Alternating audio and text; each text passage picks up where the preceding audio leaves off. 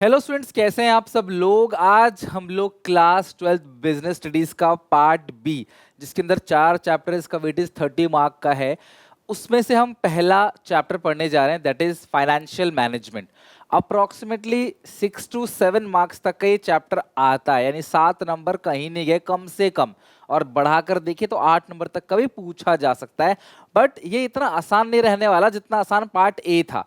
तो ये जो फाइनेंशियल मैनेजमेंट उसके आगे के चैप्टर से थोड़े दिक्कत देते हैं आपको, लेकिन इस वन शॉट के अंदर बहुत आसान तरीके से 0 to एंड हर चीज क्लास हम कवर करेंगे। इसका क्लास जो पीडीएफ है वो क्लास आपको एसपीसीसी ऐप टेलीग्राम पे मिल जाएगा, इसका लिंक डिस्क्रिप्शन बॉक्स में है। बाकी अगर आपको किसी टॉपिक पे डायरेक्टली जंप करना है ना, तो सीधा क्लास आप टाइम स्टैम्प पे जाओ जो डिस्क्रिप्शन में दे रखा है।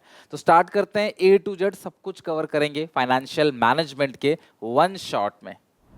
फाइनेंशियल मैनेजमेंट के सिलेबस की बात करते हैं क्लास। सीबीएसई के सिलेबस में काफ़ी कुछ है। सबसे पहले फाइनेंशियल मैनेजमेंट कॉन्सेप्ट है, इसमें क्लास रोल भी है, उसके बाद क्लास इसके इंपॉर्टेंस भी है फाइनेंशियल मैनेजमेंट के, यानी कि ऑब्जेक्टिव भी है। देन क्लास हमारे 3 डिसीजन, देन फाइनेंशियल प्लानिंग उसकी इंपॉर्टेंस, फिर कैपिटल स्ट्रक्चर और उसको अफेक्ट करने वाले फैक्टर्स, देन फिक्स कैपिटल और वर्किंग कैपिटल उसको अफेक्ट करने वाले फैक्टर्स। तो मोटा मोटी यही है क्लास, और मैं आपको इंपॉर्टेंट क्वेश्चन बता दूंगा कहाँ से क्लास पेपर में पूछा जाने का चांस सबसे ज़्यादा है। तो स्टार्ट करते हैं। फाइनेंशियल मैनेजमेंट का मतलब क्या है? सिंपल सी बात है, 2 वर्ड से मिलकर बना है financial management. Management relating to finance, यानी कि अभी तक आप नॉर्मल मैनेजमेंट पढ़ रहे थे, लेकिन फाइनेंस को मैनेज करना ही फाइनेंशियल मैनेजमेंट है। फाइनेंस मतलब पैसा। आप सबको पता होना चाहिए क्लास कि बिजनेस में सबसे इंपॉर्टेंट चीज जो है वो है क्लास पैसा। अगर कैपिटल है, फाइनेंस है, तो बिजनेस अच्छे से ग्रो करेगा और क्लास प्रॉफिट्स देगा। अगर पैसे की दिक्कत है, बिजनेस ग्रो नहीं कर पाएगा। मतलब बिजनेस करने के लिए क्या चाहिए? पैसा। आपने छोटी क्लासेस में ही देख रखा होगा, लोग कहते हैं यार इतना पैसा कहाँ है कि बिजनेस कर सके, यानी कि बिजनेस करने के लिए क्लास पैसे का भी रोल है और भी बहुत सारी चीजें चाहिए। बट जो क्लास सबसे इंपॉर्टेंट फैक्टर है वो है कैपिटल, वो है फाइनेंस। और हम लोग बिजनेस के अंदर जनरली अपने पैसे को थोड़ा सा लगाते हैं और पब्लिक के पैसे बहुत सारे यूज करते हैं। तो इस पूरे के पूरे फंड्स को, फाइनेंस को मैनेज करना ही क्या कहलाता है क्लास? Financial management. और आप कह सकते हो financial management refers to efficient acquisition of finance. सबसे पहली चीज ध्यान रखना, फाइनेंस मैनेजमेंट का मतलब क्या है कि आपको जितना पैसा मार्केट से चाहिए आप सिर्फ उतना ही पैसा उठाओ। एफिशिएंट एक्विजिशन ऑफ फाइनेंस, पहली बात। दूसरी बात, एफिशिएंट यूटिलाइजेशन ऑफ फाइनेंस। सबसे पहला एक्विजिशन उतना ही करो जितना तुम्हें चाहिए, ज़्यादा एक्विजिशन भी ठीक नहीं है, कम एक्विजिशन में भी काम तुम्हारा होगा नहीं। फिर जो पैसे लिए उसका प्रॉपर यूटिलाइजेशन करो। जनता से जो पैसा लिया है, चाहे वो किसी भी फॉर्म में लिया हो, उसका क्लास प्रॉपर यूटिलाइजेशन होना चाहिए। And efficient distribution and disposal. फिर क्लास इसका क्या करो? Efficient distribution and disposal. Surplus को इस तरीके से डिस्पोज करो ताकि आपकी कंपनी स्मूथली चल सके। स्मूथली चलने का मतलब क्या है? कभी पैसे के अभाव में, पैसे की कमी में तुम्हें क्लास अपने ऑपरेशंस को रोकने ना पड़े, कोई दिक्कत परेशानी ना हो। I repeat, financial management, simple सी बात है, management relating to finance is called financial management. या फिर आप मीनिंग कह सकते हो, it refers to efficient acquisition of finance, efficient utilisation of finance and efficient distribution and disposal of surplus so that smooth working of a company. कोई company smoothly चल सके उसके लिए क्लास उतना ही पैसा उठाओ मार्केट से जितना तुम्हें चाहिए। अच्छे से उस पैसे का इस्तेमाल करो, बेवजह खर्चा मत करो, और प्रॉपर तरीके से प्रॉफिट्स का डिस्ट्रीब्यूशन करो। भाई प्रॉफिट आएगा तो प्रॉफिट का एक हिस्सा पब्लिक को डिविडेंड के रूप में देना भी है, उसका प्रॉपर डिस्ट्रीब्यूशन करो। और आपका जो सरप्लस है, जो प्रॉफिट है, उसको इस तरीके से यूज करो ताकि आपका बिजनेस स्मूथली चल सके और क्लास कोई प्रॉब्लम ना हो। आपका कभी जब आप पैसे की जरूरत हो तब आपके पास पैसा होना चाहिए। बहुत ज़्यादा पैसा पहले से इकट्ठा नहीं होना चाहिए। मुझे 10 लाख रुपए चाहिए, मैं 1 करोड़ उधार ले लूंगा, तो भाई जो 90 लाख एक्स्ट्रा मैंने ले लिया, भाई मुझे उसका ब्याज भी भरना पड़ेगा, उसका इंटरेस्ट पे करना पड़ेगा, है ना? तो कहां से क्लास में करूंगा? इसीलिए क्लास उतना ही पैसा उठाओ जितना चाहिए, उसको प्रॉपर यूटिलाइजेशन करो और प्रॉपर तरीके से पैसों का इस्तेमाल करो ताकि कंपनी स्मूथली चल सके। सिंपल सी बात है, ये है आपका फाइनेंशियल मैनेजमेंट। ओके, तो सर हम ये फाइनेंशियल मैनेजमेंट करते क्यों हैं क्लास? देखो सीधी सी बात है, बिजनेस चल रहा है आम जनता के पैसों से, ये समझ लो कंपनी में कोई एक मालिक नहीं होता, कंपनी में हजारों लाखों मालिक होते हैं। There can be unlimited number of members in a public company. अगर मैं एक पब्लिक कंपनी की बात करूं, उसमें अनगिनत लोग हो सकते हैं, अनगिनत लोग, यानी कि क्लास लाखों करोड़ों लोग भी हो सकते हैं। They are called share holders. जिन लोगों ने क्लास कंपनी के शेयर्स खरीदे हैं, कंपनी में अपना पैसा लगाया है, they are called share holders. और शेयर होल्डर का क्लास मुनाफा तेजी से बढ़े, इसीलिए फाइनेंशियल मैनेजमेंट किया जाता है। The main objective of financial management is to maximize the wealth of share holders. ध्यान रखना, फाइनेंशियल मैनेजमेंट का जो मेन मोटो है वो है class maximize the wealth of share holder. अगर आज मैं कंपनी में 10 लाख रुपए लगा रहा हूं, तो कंपनी का मेन मोटो रहता है भैया इसका 10 लाख जो है 12 लाख हो जाए, 12 लाख कल को 15 हो जाए, 15 लाख 20 लाख हो जाए। तो जो मेरी वेल्थ है, जो मेरी कैपिटल है, वो इंक्रीज करे, मेरी वेल्थ इंक्रीज करे, ये फाइनेंशियल मैनेजमेंट का मेन मोटो है। आपको दो बातें समझ आ गई, फाइनेंशियल मैनेजमेंट का मीनिंग समझ आ गया, फाइनेंशियल मैनेजमेंट का मोटो समझ आ गया, एम समझ आ गया, राइट। देखो सीधी सी बात है, कंपनी के मालिक कौन होते हैं? Share holders. तो हर बिजनेस में हर कोई चाहता है कि मालिक ग्रो करे, तो शेयर होल्डर ग्रो करे, ये इसका मेन ऑब्जेक्टिव है, ठीक है। अगर शेयर होल्डर गेन करेंगे ना, तो सबका फायदा होगा। कैसे? ध्यान समझना। Equity share holders gate dividend only after the claim of supplier. देखो यार, शेयर होल्डर्स को सबसे लास्ट में पैसा मिलता है। जो इक्विटी शेयर होल्डर्स होते हैं ना, उनको जो पेमेंट मिलती है वो सबसे आखिरी में मिलती है। सो इसमें लिखा है class, equity share holder gate dividend only after the claim of supplier, lenders, employee, creditors and other claimant.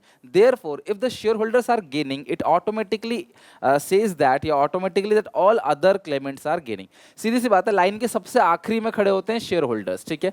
Line के सबसे आखिरी में शेयर होल्डर खड़े हैं। अगर शेयर होल्डर गेन कर रहे हैं, तो लाइन में पहले जो खड़े हैं वो भी गेन करेंगे। सीधी सी बात है। आप भंडारा बंटवा रहे हो, सबसे आखिरी बंदे को अगर खाना मिल गया, तो इसका मतलब उससे पहले वालों सबको मिल गया। सिंपल सी बात है। तो यही है क्लास, सबसे पहले पेमेंट आप क्रेडिटर्स को, लेंडर्स को, आउटसाइडर्स को, प्रेफरेंस होल्डर्स को, फिर जाके कहीं आप इक्विटी शेयर होल्डर्स को पे करते हो। तो अगर आप सोच रहे हो इक्विटी शेयर होल्डर गेन करें, तो इसका मतलब उससे पहले सब लोग गेन करेंगे।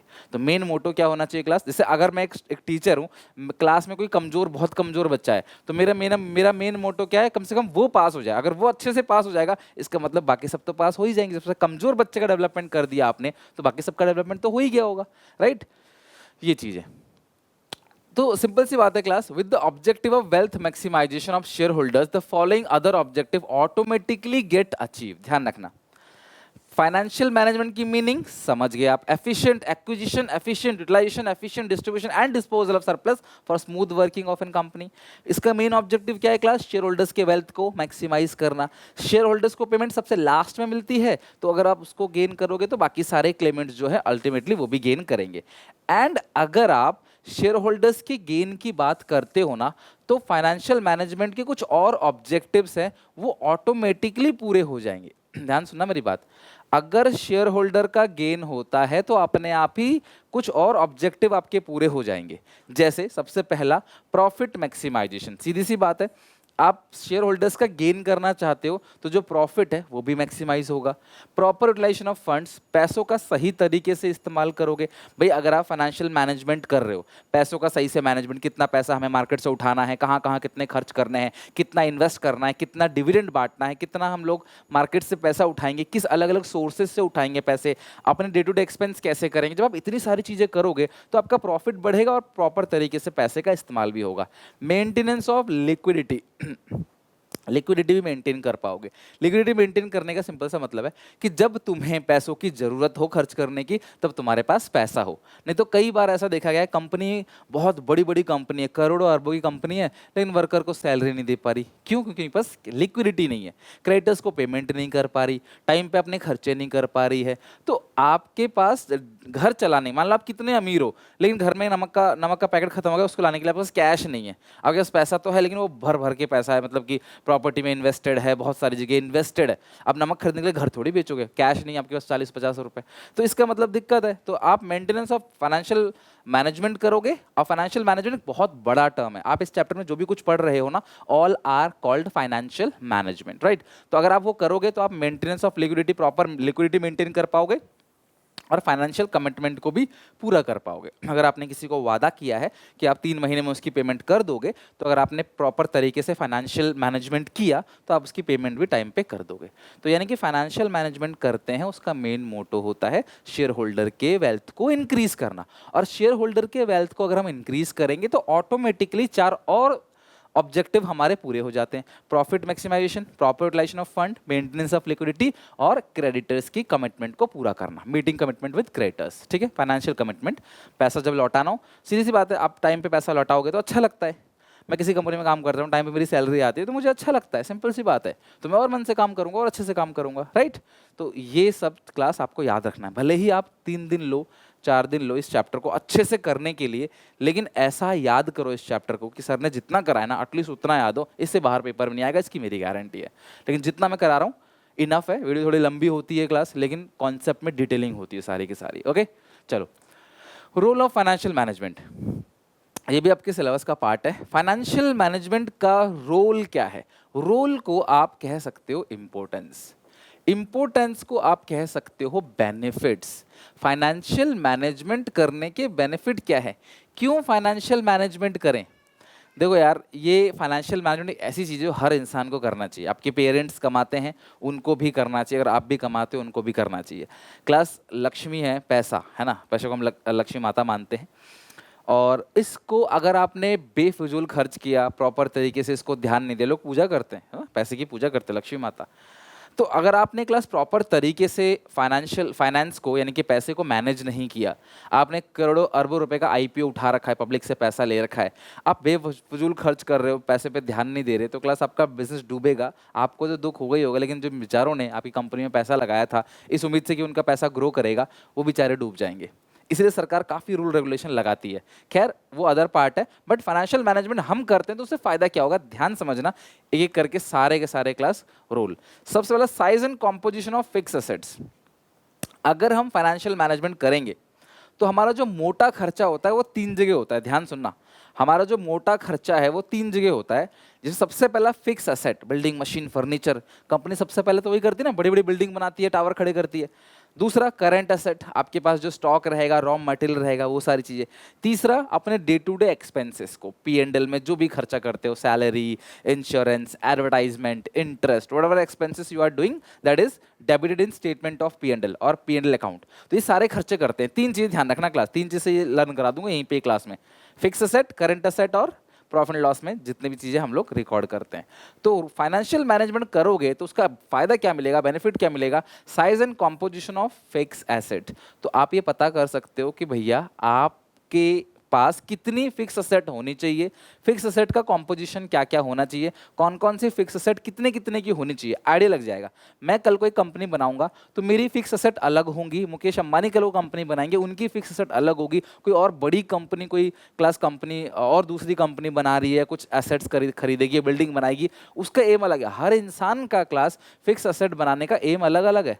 मैं छोटा सा क्लास एक दुकान लेके भी काम कर सकता हूँ, लेकिन किसी को क्लास बड़ी क्लास 25 मंजिली इमारत भी चाहिए काम करने के लिए। तो आपका जो फाइनेंस है उसको देखते हुए क्लास आप ये पता करोगे आपको कितना फिक्स एसेट चाहिए, size and composition of current asset, current asset कितने, आप कितने पैसे फिक्स एसेट में लगाओगे, कितने पैसे करंट एसेट में लगाओगे, या all items of profit and loss account, यानी कि प्रॉफिट एंड लॉस अकाउंट के जितने भी आइटम्स हैं, सैलरी, इंटरेस्ट, कमीशन, ये सब क्लास आप जो खर्च करोगे, सैलरी बांटोगे वर्कर को, ये सब अपने फाइनेंस को देखते हुए ही तो बांटोगे। तो ये तीनों चीज़ें क्लास आपको पता होनी चाहिए। तो पॉइंट्स आपको याद रखना, लैंग्वेज थोड़ी चेंज करोगे तो भी चलेगा, हेडिंग बना के एक्सप्लेन करोगे तो भी चलेगा, नॉर्मली 3-3, 2-2 लाइन लिखोगे तो भी चलेगा, अपने लैंग्वेज में लिखोगे बिल्कुल नंबर मिलेंगे, बशर्ते वो लैंग्वेज पढ़ने लायक और क्लास कंटेक्स्ट में सही होना चाहिए।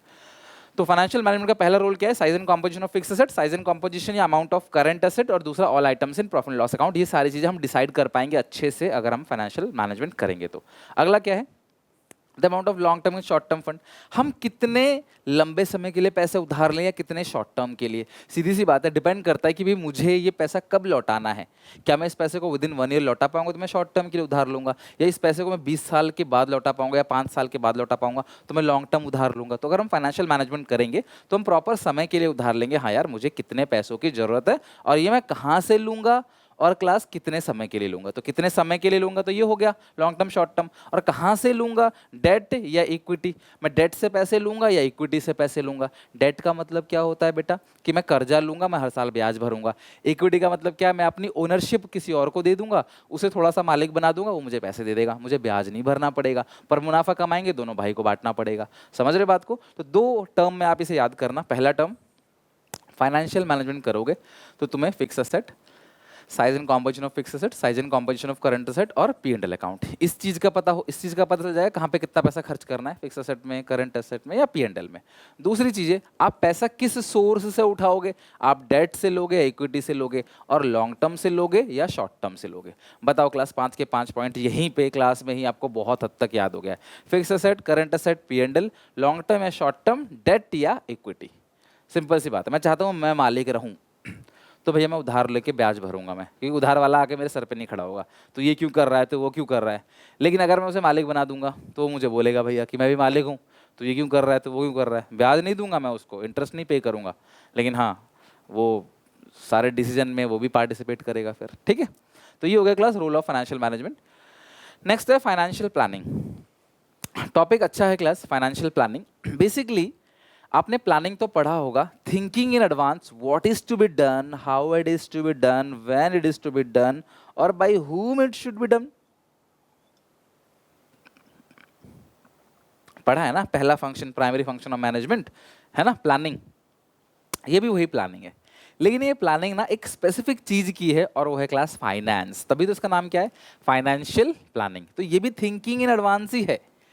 It means deciding in advance और thinking in advance how much to be spend, कितना खर्च करना है, कहाँ पर खर्च करना है, according to fund at your disposal. तुम्हारे पास जो पैसे हैं उसे क्लास कहाँ पे खर्च करना है, कितना पैसा खर्च करना है, इसको एडवांस में अगर आप डिसाइड कर लेते हो तो यही कहते हैं क्लास फाइनेंशियल प्लानिंग।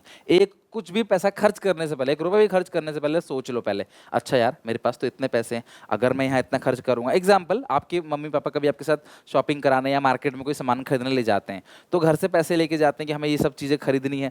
फिर मार्केट में वो चीज़ महंगी मिलती है तो दिमाग लगाते हैं घर वाले, नहीं यार अगर मैं महंगी चीज़ खरीद लूँगा तो मैं बाकी चीज़ें नहीं खरीद पाऊंगा, तो इसके हिसाब से मेरा बजट अलाउ नहीं कर रहा। तो यही चीज़ें सोच कर ही चीज़ें क्या होती है, फाइनेंशियल प्लानिंग होती है। आपने घर वालों से बोलो कि मुझे ये सामान चाहिए, वो देखेंगे कि यार कल को उनके पास पैसे हैं या नहीं है। अगर उनके पास पैसे आ जाएं कल को तो आपको दिला देंगे, नहीं तो आपको मना करेंगे, नहीं भैया नहीं ले सकते।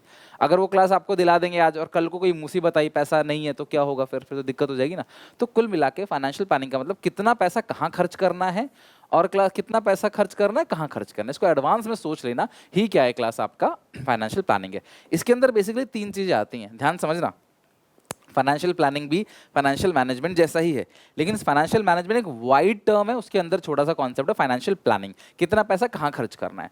तो इसके अंदर सबसे पहली चीज है, determine the amount of finance need to enterprise to carry out its operation smoothly.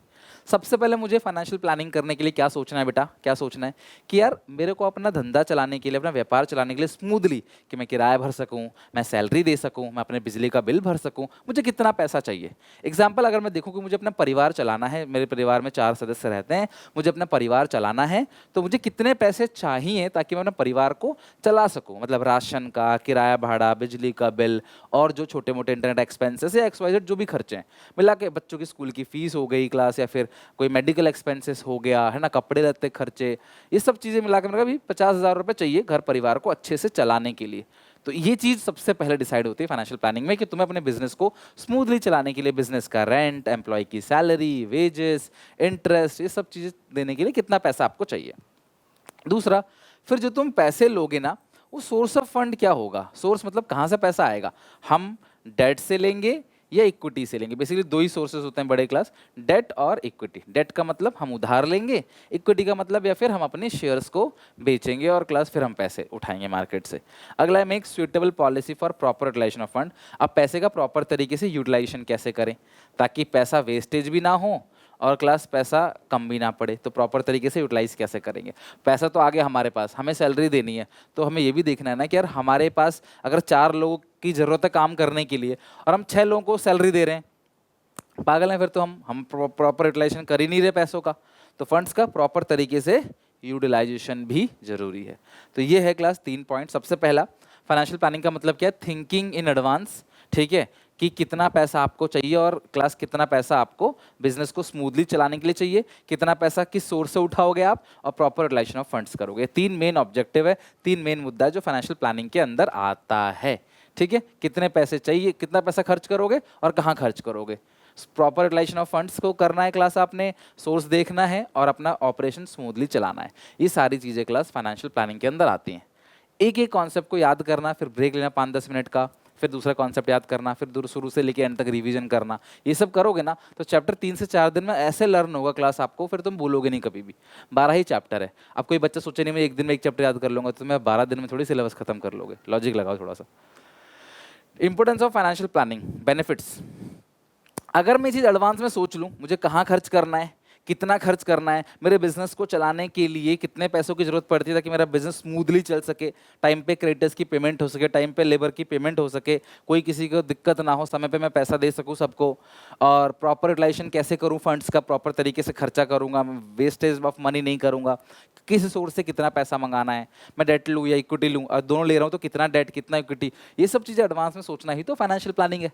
तो अगर मैं इसे करूँगा तो फायदा क्या होगा? सबसे पहला फायदा कलेक्टिंग ऑप्टिमम फंड, दूसरा fixing the most appropriate capital. Sir capital structure क्या होता है पहले ये बता दो आप।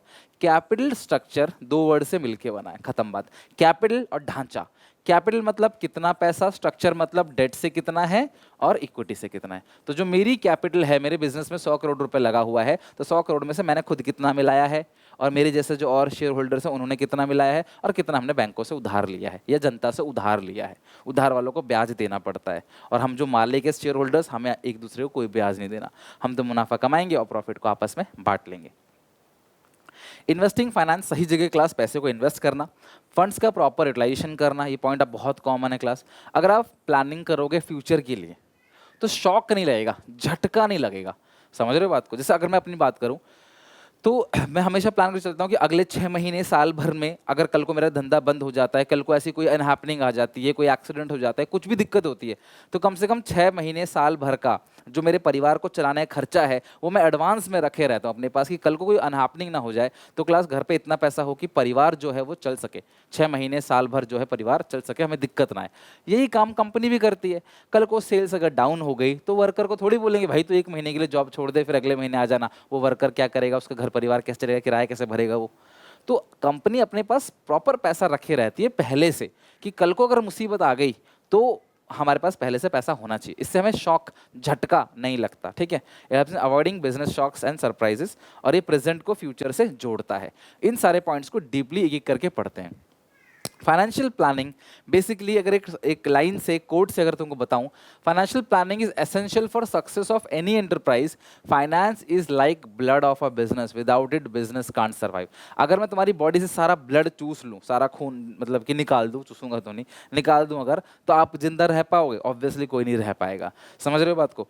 तो ब्लड हमारी बॉडी में बहुत जरूरी है। अब ब्लड की कमी भी हमारी बॉडी में दिक्कत है, और ब्लड ज़्यादा है तो भी दिक्कत है, बट हमारी बॉडी में प्रॉपर ब्लड होना चाहिए। उसी तरीके से फाइनेंस भी बिजनेस का ब्लड है। अगर बिजनेस से फाइनेंस निकल जाएगा या फाइनेंस की कमी हो जाएगी तो बिजनेस नहीं चल पाएगा। इस लाइन को जब भी तुम देखो समझ जाना तुम्हें क्या लिखना है class, importance of financial planning, यानी benefits of financial planning. Financial planning के बेनिफिट्स क्या क्या है? जैसे रोल पढ़ा था ना आपने, वो रोल फाइनेंशियल मैनेजमेंट का था। 3 चीजें, फिक्स असेट्स, करंट असेट्स और P&L, और 2 चीजें लॉन्ग टर्म या शॉर्ट टर्म, डेट या इक्विटी। यही पढ़ा था 5 पॉइंट, देखो याद भी है तुम लोगों को मेरे साथ साथ। इसी तरीके से फाइनेंशियल प्लानिंग की इंपॉर्टेंस क्या है, तो ये आप अपनी ओन लैंग्वेज में बना के लिख सकते हो, बिकॉज हम प्लानिंग करेंगे कितना पैसा चाहिए, कहाँ से चाहिए, तो कुछ पॉइंट्स हमको मिलेंगे। जैसे it helps in collecting optimum funds, हम अगर सही से प्लान करेंगे तो हम मार्केट से उतना ही पैसा उठाएंगे जितना हमें चाहिए, ना ज़्यादा ना कम। The financial planning estimate the precise requirement of funds, which means avoid wastage and over capitalization situation। कि ज़्यादा पैसा तो मार्केट से नहीं उठा लिया हमने, ज़्यादा इन द सेंस कि हम पब्लिक से पैसे लेते हैं, क्या पता पब्लिक ज़्यादा पैसे दे दे हमें, लाइक हमें 100 लोगों से पैसे लेने थे और 150 लोग हमें पैसे दे दे, तो हमें ज़्यादा पैसा नहीं लेना, जितना पैसा चाहिए उतना ही पैसा उठाओ, उसको लौटाना भी है। मोस्ट अप्रोप्रिएट कैपिटल स्ट्रक्चर, मतलब कि funds can be arrange from various sources, or use long term, medium term, short term funds. Financial planning हमें हेल्प करता है क्लास कि हम कहाँ से पैसे उठाएं, कितने समय के लिए उठाएं, डेट उठाएं, इक्विटी से पैसे लें, लॉन्ग टर्म के लिए लें, मीडियम टर्म के लिए लें या शॉर्ट टर्म के लिए लें। It helps in investing finance in right project.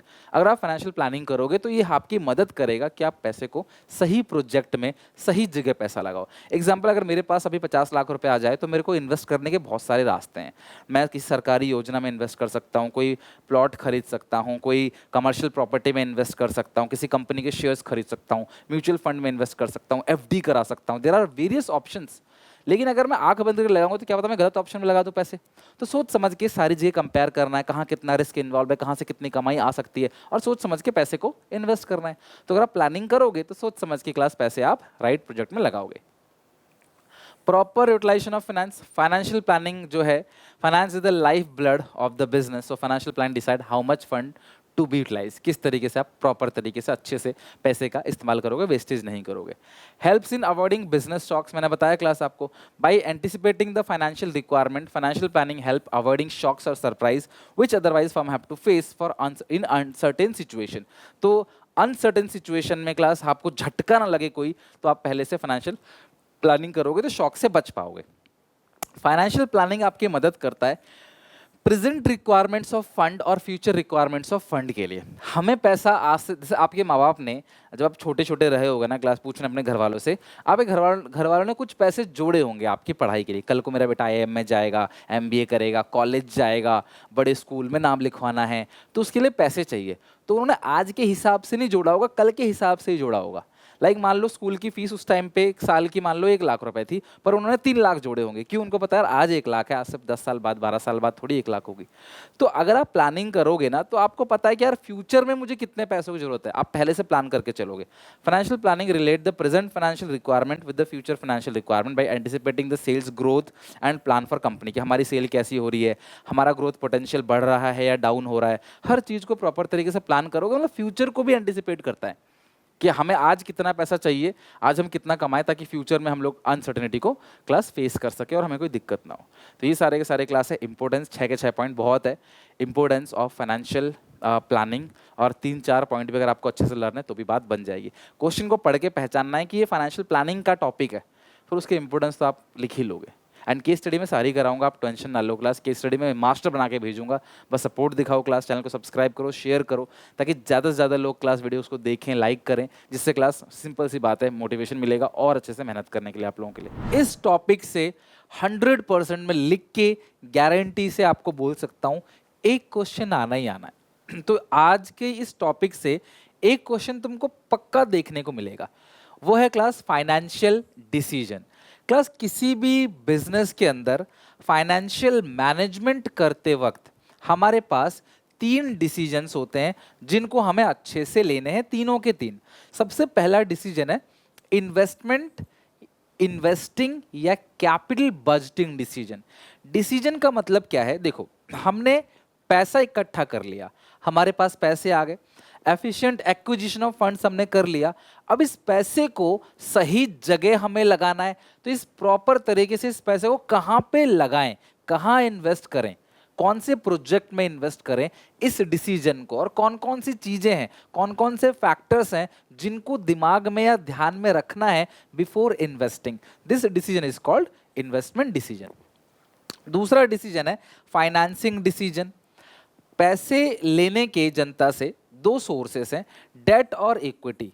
तो हम डेट से लें या इक्विटी से लें, कौन कौन सी वो बातें हैं जिनको ध्यान रखना चाहिए कि हम डेट से लें, इक्विटी से लें, कौन कौन से वो फैक्टर्स हैं जो हमको बताते हैं कि भाई नहीं आप डेट से लो, नहीं तुम्हारी हालत ऐसी है तुम इक्विटी से लो। समझ रहे बात को? और डिविडेंड मतलब कितना डिविडेंड बांटना है। एक्चुअली जो प्रॉफिट आता है किसी भी कंपनी का, जो प्रॉफिट आता है उसको 3 हिस्से में बांट देते हैं हम लोग प्रॉफिट को। एक हिस्सा सरकार को टैक्स चला जाता है, इसको हम लोग कॉर्पोरेशन टैक्स बोलते हैं। एक हिस्सा आम जनता को बांट देते हैं, जिसको बोलते हैं डिविडेंड, आम जनता मतलब शेयर होल्डर्स। और एक प्रॉफिट अपने पास रिटेन कर लेते हैं। सारा पैसा जो है हम लोग बांटेंगे नहीं, थोड़ा बचा के भी रखेंगे। तो कितना बचाना है, कितना बांटना है, ये कौन बताएगा?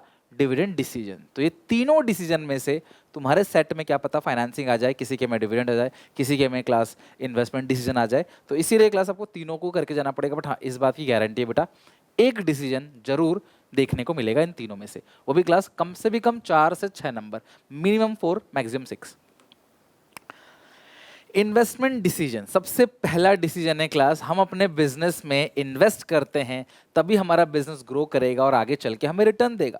मैंने एक आज पेड़ लगाया, आज से 10 साल बाद क्लास मैंने एक नारियल का पेड़ लगाया, 10 साल बाद क्लास मुझे नारियल मिलना स्टार्ट हो जाएगा, लेकिन 10 साल तक क्लास मुझे उसे पेड़ को पालना पड़ेगा। This is an investment. आपके घर वाले आपकी पढ़ाई पे जो कर रहे हैं वो इन्वेस्टमेंट है। इसी तरीके से फैक्ट्री में बहुत सारे इन्वेस्टमेंट होते हैं।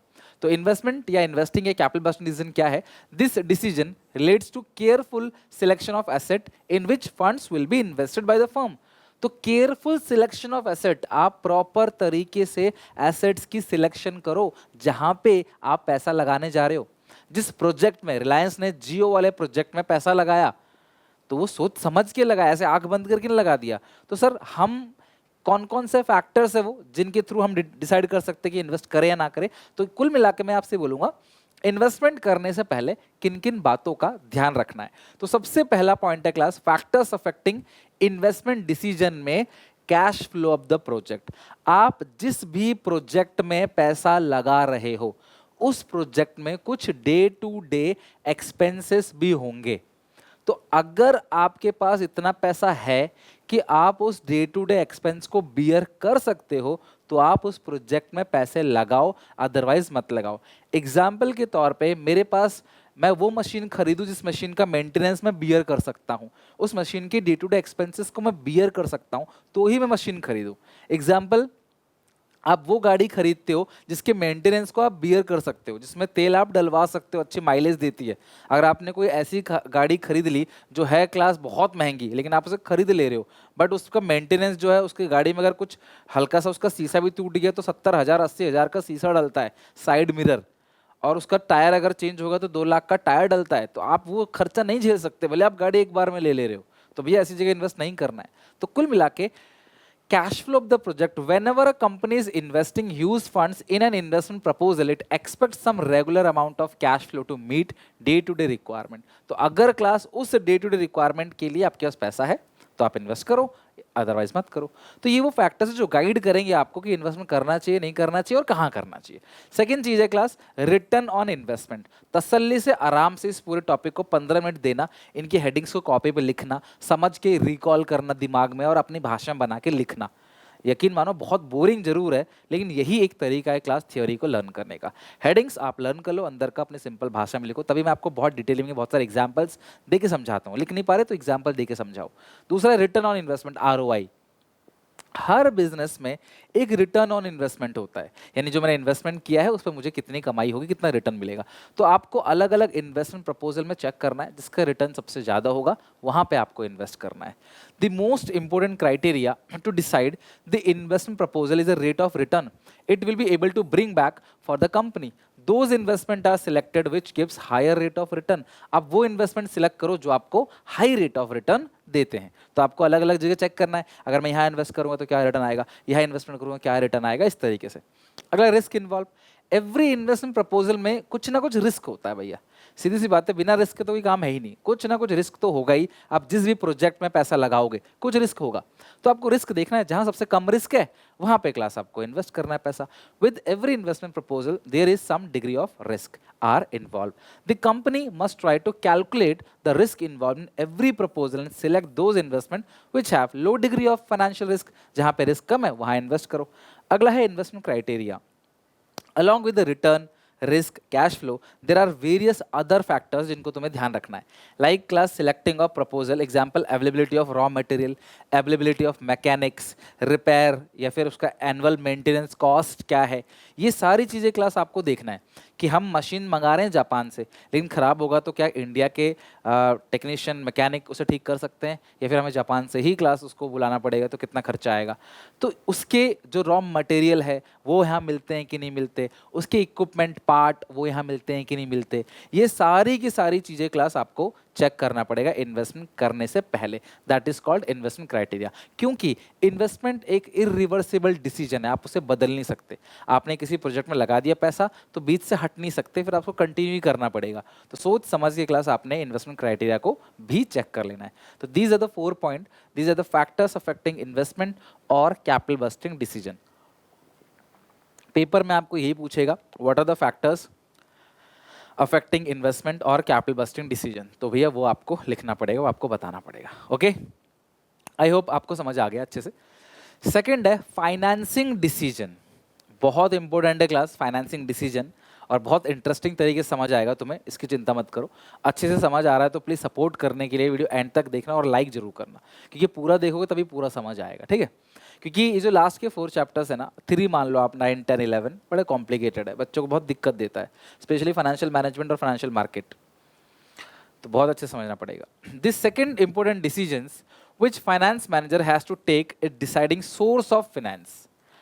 फाइनेंशियल मैनेजमेंट के अंदर सिर्फ पैसों को इन्वेस्ट करने की बात नहीं आती, ये भी आता है कि भैया किस सोर्स से फंड्स को रेज करोगे। आप डेट से पैसा मंगाओगे या इक्विटी, आपके पास क्या ऑप्शन है, इक्विटी और डेट, कहाँ से फंड्स को रेज करोगे, ठीक है।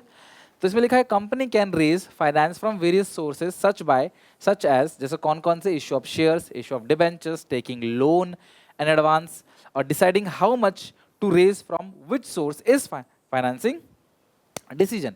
एक फाइनेंस मैनेजर को ये सोचना होता है कि मैं डेट से पैसे मंगाऊं या इक्विटी से पैसे मंगाऊं। तो आप किससे पैसे मंगाओगे, तो आप मुझे बोलोगे सर आप एक अच्छा बता दो जो अच्छा है। यार देखो अच्छा कोई नहीं है, आपके हालत के अकॉर्डिंग, आपकी सिचुएशन के अकॉर्डिंग, आपकी फीलिंग्स के अकॉर्डिंग, आपकी मर्जी के अकॉर्डिंग आप डेट अच्छा भी हो सकता है, इक्विटी भी अच्छा हो सकता है। तो अच्छा बुरा कुछ नहीं है, कंपनी के ऊपर डिपेंड करता है कि सिचुएशन क्या है तुम्हारी। तो कौन कौन से ऐसे फैक्टर्स हैं जो बताते हैं, क्लास आपको गाइड करते हैं कि भैया आपको डेट पे पैसा लगाना है, मतलब डेट से फंड्स को रेज करना है या इक्विटी से रेज करना है। वो सारे फैक्टर्स समझ लोगे ना तो आप समझ जाओगे हाँ यार मेरी कंपनी है, हालात ऐसे हैं तो भैया मुझे ऐसे करना चाहिए, ठीक है। तो दो तरह के सोर्सेज होते हैं क्लास, पहला ओनर फंड, दूसरा बोरोड फंड। ओनर फंड का मतलब इस कंसिस्ट शेयर कैपिटल और रिटेन अर्निंग। ओनर का पैसा क्या होता है क्लास, कैपिटल प्लस रिजर्व, इसी को तो बोलते हैं शेयर होल्डर्स फंड। आपने अकाउंट्स के अंदर ही पढ़ा होगा ना, shareholder fund equal to share capital plus reserve and surplus plus long term debts भी होता है, बट वो कैपिटल एम्प्लॉयड का फॉर्मूला है, बट शेयर कैपिटल का फॉर्मूला कैपिटल प्लस रिजर्व्स, ठीक है। तो ये दोनों के दोनों क्लास ओनर फंड है। तो अगर मेरी कंपनी है, मैं चाहता हूँ कि भैया मैं अपना खुद का पैसा लगाऊं या फिर मैं रिजर्व में से निकालूं, बाहर से पैसे नहीं लूंगा, ठीक है, या मैं शेयर इशू करूंगा जनता को, इसको बोलते हैं ओनर फंड। बोरोड मतलब जो आपने उधार लिया, डिबेंचर है, लोन है, बॉन्ड है, बॉन्ड ही डिबेंचर ही है। तो डिबेंचर्स और लोन बेसिकली है, पब्लिक डिपॉजिट ले लिया आपने, जहां पे आपको फिक्स अमाउंट ऑफ इंटरेस्ट देना पड़ेगा। इसमें इसमें कोई इंटरेस्ट नहीं देना, इसमें तो अपने मालिकाना हक दे दिया ना, ओनरशिप दे दिया आपने। इसमें लेकिन क्लास क्या करना पड़ेगा आपको, भैया इंटरेस्ट देना पड़ेगा। लाइक मैं एक कार खरीद रहा हूँ, मेरे पास अपने पैसे हैं, मैं कार खरीद रहा हूँ, या फिर मैं बैंक से लोन ले लूंगा, मैं बैंक को ब्याज देता चला जाऊंगा और मैं कार को चलाऊंगा जहां मर्जी वहां। लेकिन अगर मैं दोस्त साथ मिल के कार खरीदूंगा, लेकिन अगर मैं दोस्त के साथ मिल के कार खरीदूंगा तो मैं जहां मर्जी वहां लेके नहीं जा पाऊंगा। मैं बैंक को कोई ब्याज तो नहीं दे रहा, कार खरीद ली फ्री में, मतलब आधे आधे दे खरीद लिया, लेकिन मैं जहां मर्जी वहां नहीं जा पाऊंगा, मुझे पूछना पड़ेगा, क्योंकि दोनों की रजामंदी से हम जा सकते हैं जहां जा सकते हैं ना, बेचने के लिए, हर चीज़ करने के लिए। तो कंपनी भी ऐसी है, अगर मैंने बैंक से उधार लिया, कंपनी चला रहा हूँ तो कंपनी मेरी, जो मर्जी मैं वो करूँगा। लेकिन अगर मैंने किसी को अपनी कंपनी का मालिकाना हक दिया और उससे पैसे ले लिए, तो भैया फिर तो वो भी जो बोलेगा वो होगा, हम सब मिलके जो बोलेंगे वो होगा, अकेले मेरे कहने से नहीं होगा। समझ रहे बात को। तो borrowed fund, these main concern of finance manager is to deciding how much raise from owners fund and how much to raise from borrowed fund. Owner fund से कितना फंड्स को रेज करें, borrowed फंड से कितना raise करें, यही एक finance manager का कंसर्न रहता है। तो आओ देखते हैं कौन कौन से फैक्टर्स हैं, which are the factors affecting financing decision. यही आता है पेपर में, factors affecting investment decision, factors affecting financing decision, factors affecting dividend decision. तो हमने इन्वेस्टमेंट के 4 पॉइंट पढ़ लिए, एक बार करोगे रिकॉल, वीडियो पॉज करो, रिकॉल करके देखो तुम्हें याद है कि नहीं। सबसे पहला कैश फ्लो प्रोजेक्ट, फिर इन्वेस्टमेंट पे क्या मिलता है, रिटर्न, फिर क्या होता है उसमें, रिस्क, लास्ट क्राइटेरिया। सबसे पहला कॉस्ट, सुनना मेरी बात, the cost of raising finance from various sources is different. Finance manager always prefer the source with minimum cost. देखो ओनर फंड यानी कि आपका इक्विटी, बोरोड फंड यानी कि डेट, तो दोनों को रेज करने में अपने अपने खर्चे आते हैं, दोनों का अपना अपना खर्चा है। अगर आप शेयर होल्डर से पैसा ले रहे हो तो उसमें भी खर्च करना पड़ेगा, अगर आप डिबेंचर होल्डर से पैसा ले रहे हो तो उसमें भी आपको खर्च करना पड़ेगा। तो आपको चेक करना है दोनों में आपको चेक करना भी है कहाँ पे कितना आपका कॉस्ट कम बैठ रहा है। जिस भी फंड से आपका कम बैठ रहा है, आप उस सोर्स से, जिस भी सोर्स से कम खर्चा आ रहा है, आप उस सोर्स से फंड्स को रेज करो। कई बार क्लास खर्चा जो है डिपेंड करता है कि किस सोर्स से कम खर्चा आ रहा है, तो आपको उसको करना है, ठीक है। अगला रिस्क, कंपनी के पॉइंट ऑफ व्यू से बात कर रहा हूं, मोर risk is associated with borrowed fund. मैंने क्या बोला, अगर आपने उधार लिया है तो फिक्स अमाउंट ऑफ इंटरेस्ट आपको देना पड़ेगा, कमाओ चाहे मत कमाओ, ज़्यादा कमाओ कम कमाओ, ब्याज भरना पड़ेगा, और नहीं दोगे तो वो कंपनी बंद करवा देंगे आपकी। उनको बोलते हैं डिबेंचर होल्डर, जो शेयर खरीदते हैं उनको बोलते हैं शेयर होल्डर। और जिनसे आपने उधार लिया है, बैंक हो या डिबेंचर होल्डर, जिनसे आपने डिबेंचर दे के मतलब पैसा लिया है, जिनको हर साल ब्याज भरना है, भैया वो रिस्क ज़्यादा है। पब्लिक के लिए सेफ है डिबेंचर्स, लेकिन कंपनी के लिए डिबेंचर रिस्की है क्योंकि ब्याज देना पड़ेगा। Compare to owners fund, finance manager compare the risk, तो फाइनेंस मैनेजर रिस्क भी कंपेयर करेगा। पहला कैश फ्लो देखिएगा प्रोजेक्ट का, दूसरा रिस्क। पहला कैश मतलब पहला कॉस्ट कि जितनी कम कॉस्ट होगी वहाँ पे इन्वेस्ट करेंगे, जहाँ पे रिस्क जो है वो कम ओनर फंड में रहता है, लेकिन वो रिस्क जो कम रहता है ना क्लास कंपनी कहाँ, ओनर फंड में, और ज्यादा रहता है बोरोड फंड में, तो वो रिस्क को कंपेयर करेगा। अगला है cash flow of the position. अगर कंपनी के पास ब्याज भरने की ताकत है, इतना कंपनी के पास पैसा आता है कि वो इंटरेस्ट को पे कर सके बोरोड फंड का, तो भैया वो बोरोड फंड लेगा, अदरवाइज वो ओनर फंड यानी कि डेट इशू करेगा अगर वो ब्याज भर सकता है तो। क्योंकि मैं ब्याज भर सकता हूं भैया, उधार ले लेता हूं, ब्याज भरता चला जाऊंगा। मैं ब्याज नहीं भर सकता तो मैं उधार क्यों लूं? फिर मैं अपनी कंपनी के शेयर्स दूंगा, फिर मैं मिला के कार खरीदूंगा किसी के साथ, है कि नहीं? These cash flow position of the company also help selecting security with smooth cash flow company. जिनके पास अच्छा खासा पैसा है, they can easily afford borrowed fund. But when companies have shortage of cash, pocket tight है, shortage of cash है, तो भैया फिर वो ऑनर फंड लेंगे। तो ये डिपेंड करता है। तुम ये नहीं कह सकते कि सर मारुति अच्छी है या फिर ऑडी अच्छी है या बीएमडब्ल्यू अच्छी है। मारुति भी अच्छी है, बीएमडब्ल्यू भी अच्छी है, ऑडी भी अच्छी है। जेब क्या कहता है आपका, तो आपका जेब जैसा होगा वो आपको अच्छा बोला। कई लोगों को आपने कह देखो आईफोन बेकार है यार, कुछ भी नहीं, आईफोन में 1-1.5 लाख रुपए का फ़ोन कौन लेगा, 2 लाख रुपए का फ़ोन बेकार है। भाई बेकार नहीं, उसका पॉकेट उसको बेकार बता रहा है। और जो अफोर्ड कर सकता है आईफोन, 1.5 लाख 2 लाख रुपए देके फ़ोन ले सकता है इजीली, वो बोलेगा आईफोन अच्छा है भैया मैं ले सकता। तो डिपेंड करता है बजट पे, कोई चीज़ अच्छी बुरी बेकार वो सब क्लास बजट के ऊपर डिपेंड करता है। तो ये वही है क्लास। तो आप ऐसा नहीं सर डेट अच्छा है, इक्विटी अच्छा है, ब्याज भर सकते हो, डेट अच्छा है, ब्याज नहीं भर सकते, इक्विटी अच्छा है कि नहीं? वही चीज़ है। अगला है फ्लोटेशन कॉस्ट। शेयर इशू करने में कुछ खर्चा आता है, शेयर फ्री में इशू नहीं होता, शेयर्स इशू करने का भी कुछ खर्चा आता है। That expense is called flotation cost, right? It refers to cost involve in issue of security such as broker का कमीशन भी होता है, अंडर राइटर्स की फीस होती है, प्रोस्पेक्टस छापने का खर्चा होता है, कुछ एडवर्टाइजमेंट खर्चा भी होता है। तो कंपनी चेक करेगी फ्लोटेशन कॉस्ट अगर लो है तो भैया क्या इशू करेगी क्लास, इक्विटी इशू करेगी। फ्लोटेशन कॉस्ट बहुत ज़्यादा है तो डेट इशू करेगी। ये पॉइंट कहीं ना कहीं क्लास कॉस्ट से मिलता जुलता हो गया, बस इसमें शेयर की कॉस्ट की बात चल रही है तो फ्लोटेशन कॉस्ट है, उसमें शेयर डिबेंचर सबकी कॉस्ट की बात चलती है पहले पॉइंट पे।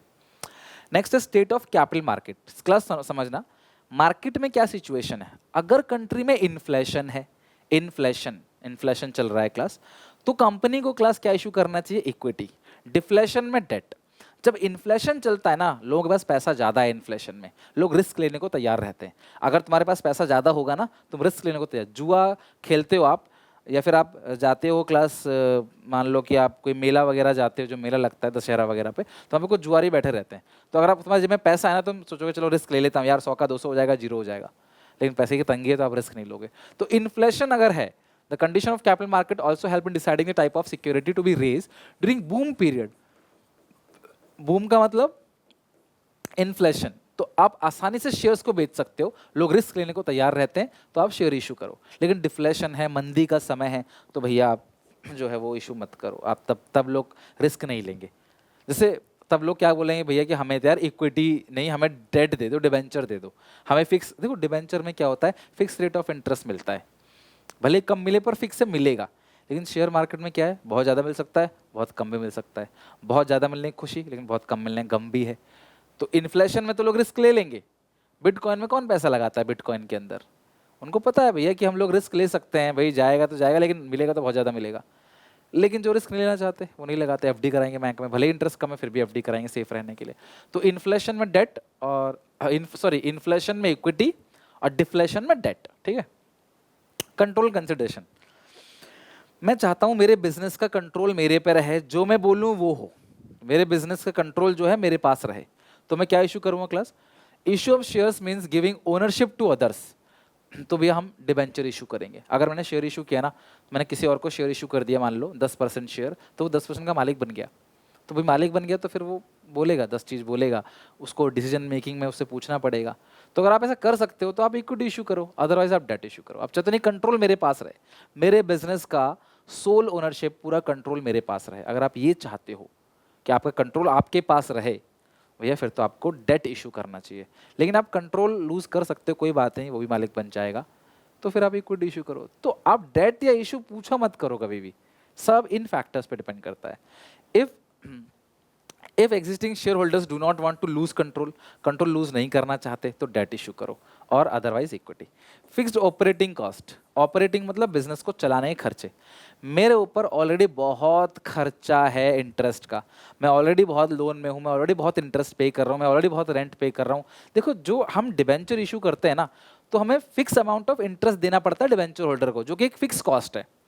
ऑलरेडी मेरे बहुत सारे फिक्स कॉस्ट हैं, और इंटरेस्ट है, या फिर मैनेजर का सैलरी है, या फिर रेंट ऑफ ए बिल्डिंग है, मेरे ऑलरेडी बहुत सारे खर्चे हैं फिक्स जो मुझे देना ही देना है। मैं अब डिबेंचर और इशू करूंगा तो फिर मुझे और ज़्यादा पैसा खर्च करना पड़ेगा फिक्स वाले का। तो अगर तुम्हारे फिक्स कॉस्ट ऑलरेडी बहुत ज़्यादा है तो भैया देखो डेट मत इशू करो, इक्विटी इशू करो। लेकिन फिक्स कॉस्ट तुम्हारे पास बहुत कम है तो तुम डेट इशू कर लो, चल जाएगा, आप भर सकते हो फिर, तो है कि नहीं। If a company has already issued a lot of debt, which means more interest liability, more fixed operating costs, then company should not issue more debt because it leads to more fixed operating costs. So in that situation, company should issue equity shares. Company should rely on equity shares. आप language देख रहे हो ना, आप आराम से याद कर लोगे, बहुत सिंपल भाषा पढ़ोगे आपको आराम से समझ आएगा, कोई दिक्कत परेशानी नहीं है, ठीक है। तो ये सारे के सारे क्लास फैक्टर्स अफेक्टिंग है क्लास किसके, फाइनेंसिंग डिसीजन के। Now come to dividend decision. Profit का कितना हिस्सा हम बांटें और कितना हिस्सा बचा के रख लें। ये टोटल प्रॉफिट है, उस प्रॉफिट का कितना पोर्शन हम डिस्ट्रीब्यूट करें और कितना पोर्शन क्लास हम बचा के रखें, सोचना समझना पड़ेगा। It is a decision related to how much amount of profit is to be distributed among the shareholders and how much amount is to be retain for future growth. भैया पैसा तो बचाना पड़ेगा ना ग्रोथ के लिए, अगर आप पैसा बचाओगे नहीं तो काम कैसे चलेगा। पैसा बचाना पड़ेगा अगर आपको ग्रोथ करना है तो कितना पैसा हम लोग बचाएं और कितना पैसा बांटें, एक ये सवाल बन जाता है।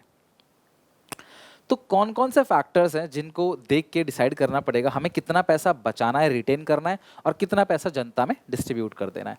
तो सबसे पहला इसके अंदर अर्निंग, ध्यान से अच्छे समझ सारे पॉइंट्स को। Dividends are paid out of the current and previous year earning.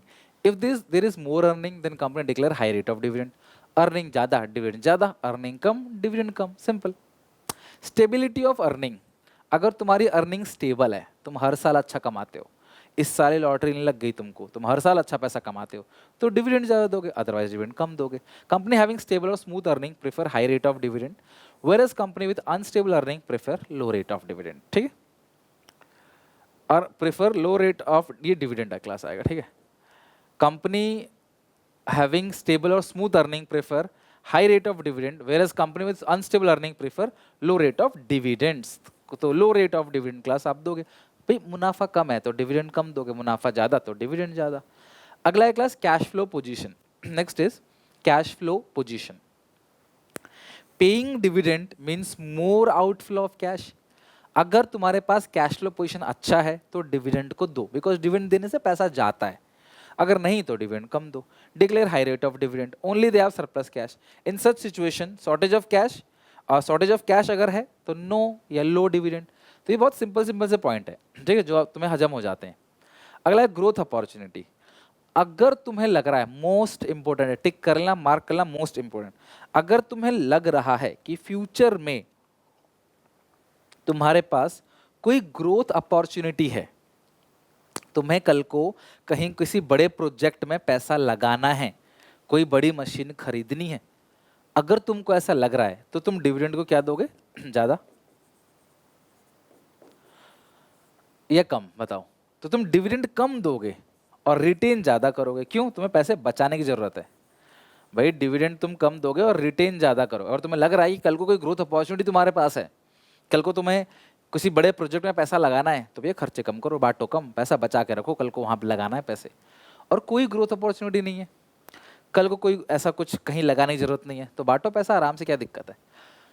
If a company has a number of investment plan then it should retain the earning for the company as to invest in investment project. Company has two options, one to raise additional capital or invest retain earning.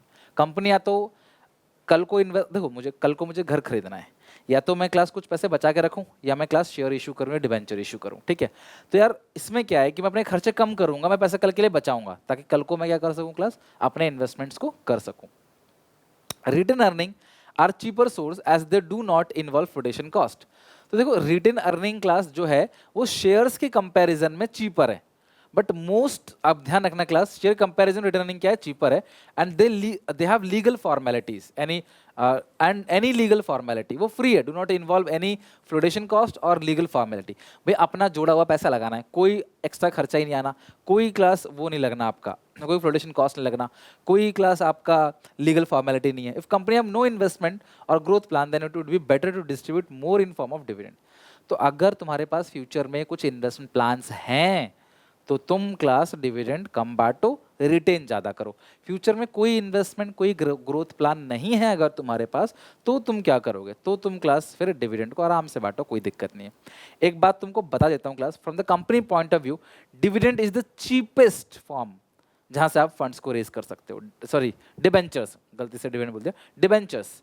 तो cheapest source अगर कल को कोई बोले आपको, तो आप बोलना डिबेंचर्स। सर आपने तो लिखा है रिटर्न अर्निंग। क्लास मैं एज कंपेयर करूँ कैपिटल में, शेयर कैपिटल कंपैरिजन में रिटर्न अर्निंग चीपर है, बट मोस्ट चीपर जो है वो क्लास आपका, कोई वो पूछता है आपको ऑप्शन में आता है, चाहे 12th हो सीयूईटी में, तो आप बोलोगे डिबेंचर्स। सबसे चीपेस्ट क्या है क्लास, डिबेंचर्स।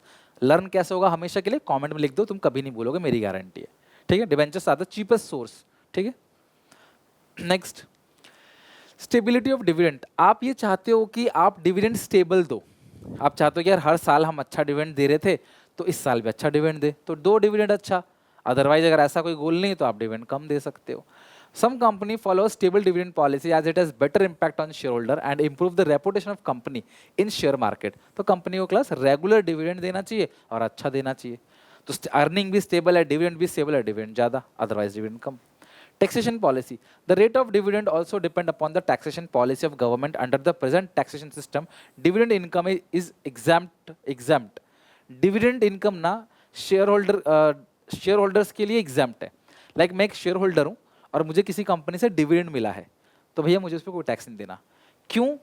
क्योंकि डिविडेंड किस पे दिया जाता है, प्रॉफिट्स पे, प्रॉफिट का एक हिस्सा, और सरकार को ऑलरेडी प्रॉफिट पे टैक्स जा चुका है।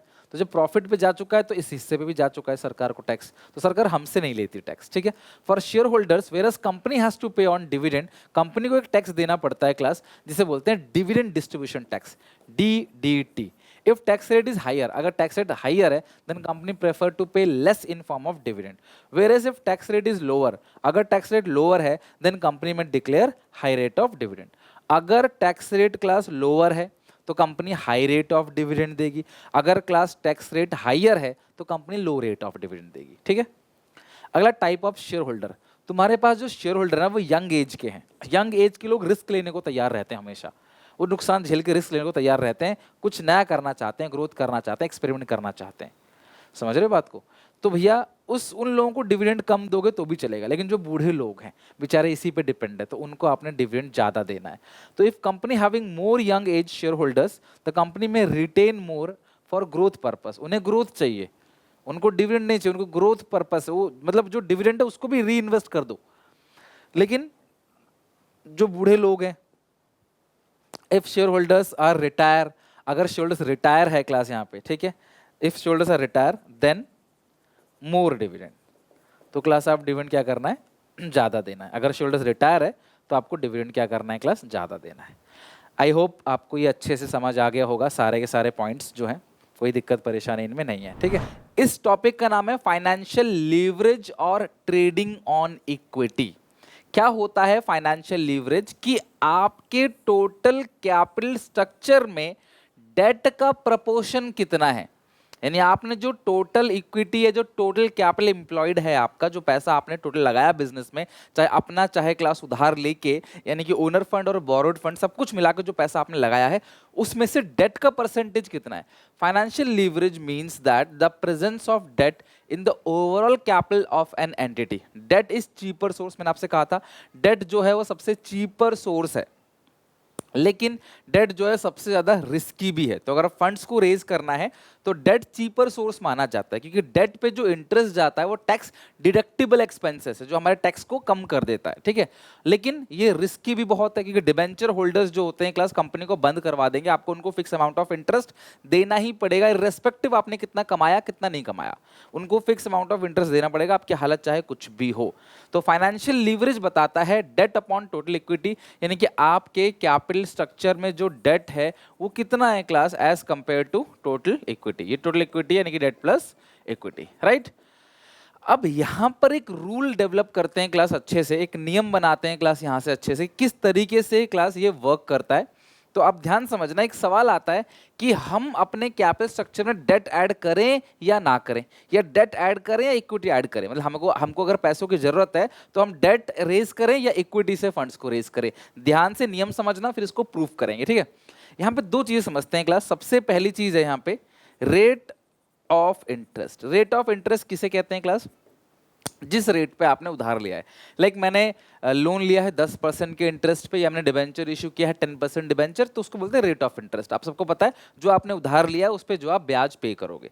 एक और चीज है यहाँ पे ROI, इसको बोलते हैं रिटर्न ऑन इन्वेस्टमेंट। जो आपने इन्वेस्टमेंट करी है उस पर रिटर्न कितना मिलेगा आपको। जो भी आपने पैसा इन्वेस्ट किया है उस पैसे पे आपको रिटर्न कितना मिल रहा है, ROI, रिटर्न ऑन इन्वेस्टमेंट। इसका फॉर्मूला होता है, अकाउंट्स में ही पढ़ोगे आप अकाउंटिंग रेशियो के अंदर, नेट प्रॉफिट, ठीक है, before interest and tax, net profit before interest and tax upon capital employed into 100, upon capital employed into 100, ठीक है, इनटू 100 है। तो net profit before interest and tax upon capital employed into 100 ही आता है class ROI। इसको बोलते हैं return on investment. मैंने जहां पे इन्वेस्ट किया है क्लास वहां से मुझे कितना रिटर्न मिलेगा। तो दो चीजें हैं क्लास, एक रेट ऑफ इंटरेस्ट, दूसरा रिटर्न ऑन इन्वेस्टमेंट। अब रूल क्या है ध्यान से समझना, ठीक है। मैं आपसे पूछूंगा और आप सारे बच्चे बता दो, 100% बता दोगे आप, देखना कितना आसान है। अगर मैंने रेट ऑफ इंटरेस्ट मान लो 10% है, ठीक है, मैंने बैंक से 50 लाख रुपए 10% के रेट से उठाया, ठीक है, मतलब मुझे बैंक को हर साल 50 लाख का 10% 5 लाख देना है, ठीक है, और मैं एक प्रॉपर्टी में इन्वेस्ट कर रहा हूं, ठीक है, किसी प्रॉपर्टी में या किसी प्रोजेक्ट में, किसी कंपनी में, किसी प्लांट में, किसी कंपनी के शेयर्स में, कहीं भी मैं इन्वेस्ट कर रहा हूं। तो मुझे बताओ मुझे कम से कम कितना परसेंट इनकम आना चाहिए। तो जो मैं क्लास इनकम ले रहा हूं मान लो 15% है, ठीक है, क्या मैं 10% इनकम जनरेट करूंगा? नहीं, फिर तो मैं पागल हूं, मेरा घाटा ही है। 10% में ब्याज लेके 10% कमाऊंगा तो मेरे जेब में क्या आएगा? कुछ भी नहीं। तो अगर 9% लूंगा तो मेरा घाटा 1% का। तो मैं कोशिश करूंगा कि भैया अगर मैंने 10% पे पैसा उठाया है, मतलब अगर मेरी कॉस्ट 10 रुपए है, मैं 10 रुपए का पेन खरीद के लाया हूं, तो भैया मैं इसे महंगा ही बेचूंगा, तो मुझे जो रिटर्न मिलना चाहिए इन्वेस्टमेंट पे वो 10 से ज्यादा मिलना चाहिए। इस हाल में जब आपका जो रिटर्न ऑन इन्वेस्टमेंट है वो ज्यादा है रेट ऑफ इंटरेस्ट से, रूल डेवलप कर रहा हूं, if return on investment is greater than rate of interest, तो इसका मतलब अच्छा है ना, आप 10% पे उठाते जाओ, 15% पे लगाते जाओ, 5% की आपकी कमाई होगी। तो इस सिचुएशन में क्लास आपको क्या करना है, डेट को ज्यादा ऐड करना है अपने कैपिटल स्ट्रक्चर में। यानी कि अगर तुम्हारा ROI ज्यादा है रेट ऑफ इंटरेस्ट से तो अच्छी बात है, तुम डेट ऐड करो। लेकिन अगर ऐसा हो जाए कि ये 10 है और ये 7% है, if ROI is less than rate of interest, rate of interest जो है वो ज्यादा है, भैया तुम पैसा उधार ले रहे हो बैंक से 10% में, तो तुम लगा रहे हो तुम्हें सिर्फ 7% मिल रहा है, तो तुम बैंक से क्यों उधार लोगे? फिर तुम इस सिचुएशन में क्या करोगे, मोर इक्विटी, तुम्हें क्लास शेयर इशू करना चाहिए। इस सिचुएशन में डेट इशू मत करो। क्यों? बैंक को तुम क्लास 10% दोगे, कमा रहे हो 7%, तो फायदा क्या है? तो अगर ROI ज्यादा है, रिटर्न ऑन इन्वेस्टमेंट ज्यादा है, तो आप डेट इशू करो, और अगर रिटर्न ऑन इन्वेस्टमेंट कम है तो आप इक्विटी इशू करो। मैं इसको ना प्रूफ करके दिखा सकता हूं आपको, आप बोलोगे हाँ सर बात तो सही है। देखो इस सिचुएशन में क्लास अर्निंग पर शेयर बढ़ता है।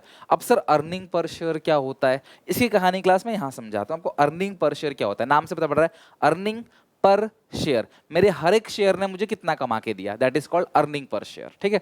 ध्यान समझना, एक चीज दिखा रहा हूं क्लास, ये क्या है यहाँ पे, net profit before interest and tax. ये वो नेट प्रॉफिट है जो इंटरेस्ट और टैक्स को पे करने से पहले का प्रॉफिट है, मतलब सारी रेवेन्यू में से सारे खर्चे माइनस कर दिए क्लास, ये आ गया आपका profit before interest and tax. फिर आप इसमें से इंटरेस्ट पेड को माइनस कर दोगे, जो भी आपने इंटरेस्ट पेड किया, तो क्या बचेगा आपके पास, प्रॉफिट बिफोर टैक्स। फिर आप टैक्स भी माइनस कर दोगे तो क्या बचेगा, प्रॉफिट आफ्टर टैक्स। तो ये जो प्रॉफिट तुम्हारे पास आया है ये टैक्स को पे करने के बाद का प्रॉफिट है, प्रॉफिट आफ्टर टैक्स, यानी कि सब कुछ टैक्स पे कर दिया, अब ये तुम्हारा प्रॉफिट है, मालिक का प्रॉफिट है। अब मान लो जो प्रॉफिट है वो 100 रुपए है और नंबर ऑफ शेयर्स जो है वो भी 100 है, तो हर शेयर ने कितने रुपए कमाया क्लास, 1 रुपए। इसको बोलते हैं अर्निंग पर शेयर, यानी हर शेयर ने कितना कमाया। मान लो क्लास हमारे 100 शेयर है और साल भर में 100 करोड़ का प्रॉफिट हुआ है, तो एक शेयर ने 1 करोड़ का प्रॉफिट कमाया, इसका मतलब ये समझ आता है। तो अर्निंग पर शेयर मतलब ईपीएस, तो अर्निंग पर शेयर जितना बढ़ेगा उतना अच्छी बात है। हमारे हर शेयर ने जितना ज्यादा कमा के दिया उतना अच्छा है, उतना ही क्लास कंपनी ग्रो कर रही है। तो मान लो मैं किसी कंपनी के 15,000 शेयर खरीदे हैं मैंने किसी कंपनी के, और हर शेयर ने 1 रुपए कमाया, तो मेरे को तो 15,000 मिला इस साल। अगर मैंने 1 लाख शेयर किसी कंपनी के खरीदे हैं और हर शेयर ने क्लास 1 रुपए कमाया, तो मुझे 1 लाख रुपए कमाई होगी। शेयर तो मेरा है ही, लेकिन 1 लाख रुपए एक्स्ट्रा हो गया अर्निंग पर शेयर, मतलब जो टोटल अर्निंग है उसमें हर शेयर की अर्निंग कितनी है। तो टोटल अर्निंग मान लो 100 है टैक्स के बाद, और शेयर्स कितने हैं 100, तो हर शेयर की अर्निंग कितनी है क्लास 1 रुपए। इसी को बोलते हैं अर्निंग पर शेयर। तो यहाँ पे अर्निंग पर शेयर बढ़ जाता है क्लास अगर आपका आरओआई ज्यादा है रेट ऑफ इंटरेस्ट से। आप जितना डेट ऐड करोगे तुम्हारा अर्निंग पर शेयर बढ़ेगा। लेकिन अगर आरओआई कम है रेट ऑफ इंटरेस्ट ज्यादा है, तो आप मोर इक्विटी ऐड करोगे ना, तो आपका अर्निंग शेयर बढ़ेगा। फिर आप डेट ऐड मत करना, फिर आप इक्विटी को ऐड करना। आओ क्लास इसको सम अप करते हैं, कंप्लीट करते हैं। More debt will result in increase in earning. जितना ज्यादा तुम अपने कैपिटल में, तुमको पैसों की जरूरत है, जितना ज्यादा डेट ऐड करोगे उतना ही तुम्हारा अर्निंग बढ़ेगा, उतना ही फायदा है। लेकिन ये तभी होगा व्हेन रेट ऑफ अर्निंग यानी कि return on investment of the company that is ROI is more than rate of interest on debt. तो यानी जो कमाई हो रही है रिटर्न ऑन इन्वेस्टमेंट वो ज्यादा होनी चाहिए रेट ऑफ इंटरेस्ट से, तभी ऐसा होगा कि डेट ऐड करोगे तो अर्निंग पर शेयर बढ़ेगा, right. If rate of interest is more than earning यानी ROI, then more debt will loss for the company. अगर रेट ऑफ इंटरेस्ट ज्यादा है, मेरी बात ध्यान समझना, अगर रेट ऑफ इंटरेस्ट ज्यादा हो गया मतलब इस वाले केस में, और तुमने डेट ऐड कर दिया, तो भैया कंपनी को फिर लॉस होगा, अर्निंग पर शेयर घटने लग जाएगा। रूल सिर्फ इतना, एक लाइन में हर एक बच्चा, जितना भी बच्चा इस वीडियो को देख रहा है, क्लास ये बहुत कॉम्प्लिकेटेड लगती है, मैं तुम्हें न्यूमेरिकल भी कराऊंगा आगे चल के, बहुत कॉम्प्लिकेशन आता है इस टॉपिक में, समझ नहीं आता बच्चों को। बस इतना ध्यान रखो, तुम्हें दो चीजों को कंपेयर करना है, आरओआई और रेट ऑफ इंटरेस्ट। आरओआई ज्यादा है तो डेट ऐड करो कैपिटल स्ट्रक्चर में, आरओआई कम है तो इक्विटी ऐड करो कैपिटल स्ट्रक्चर में।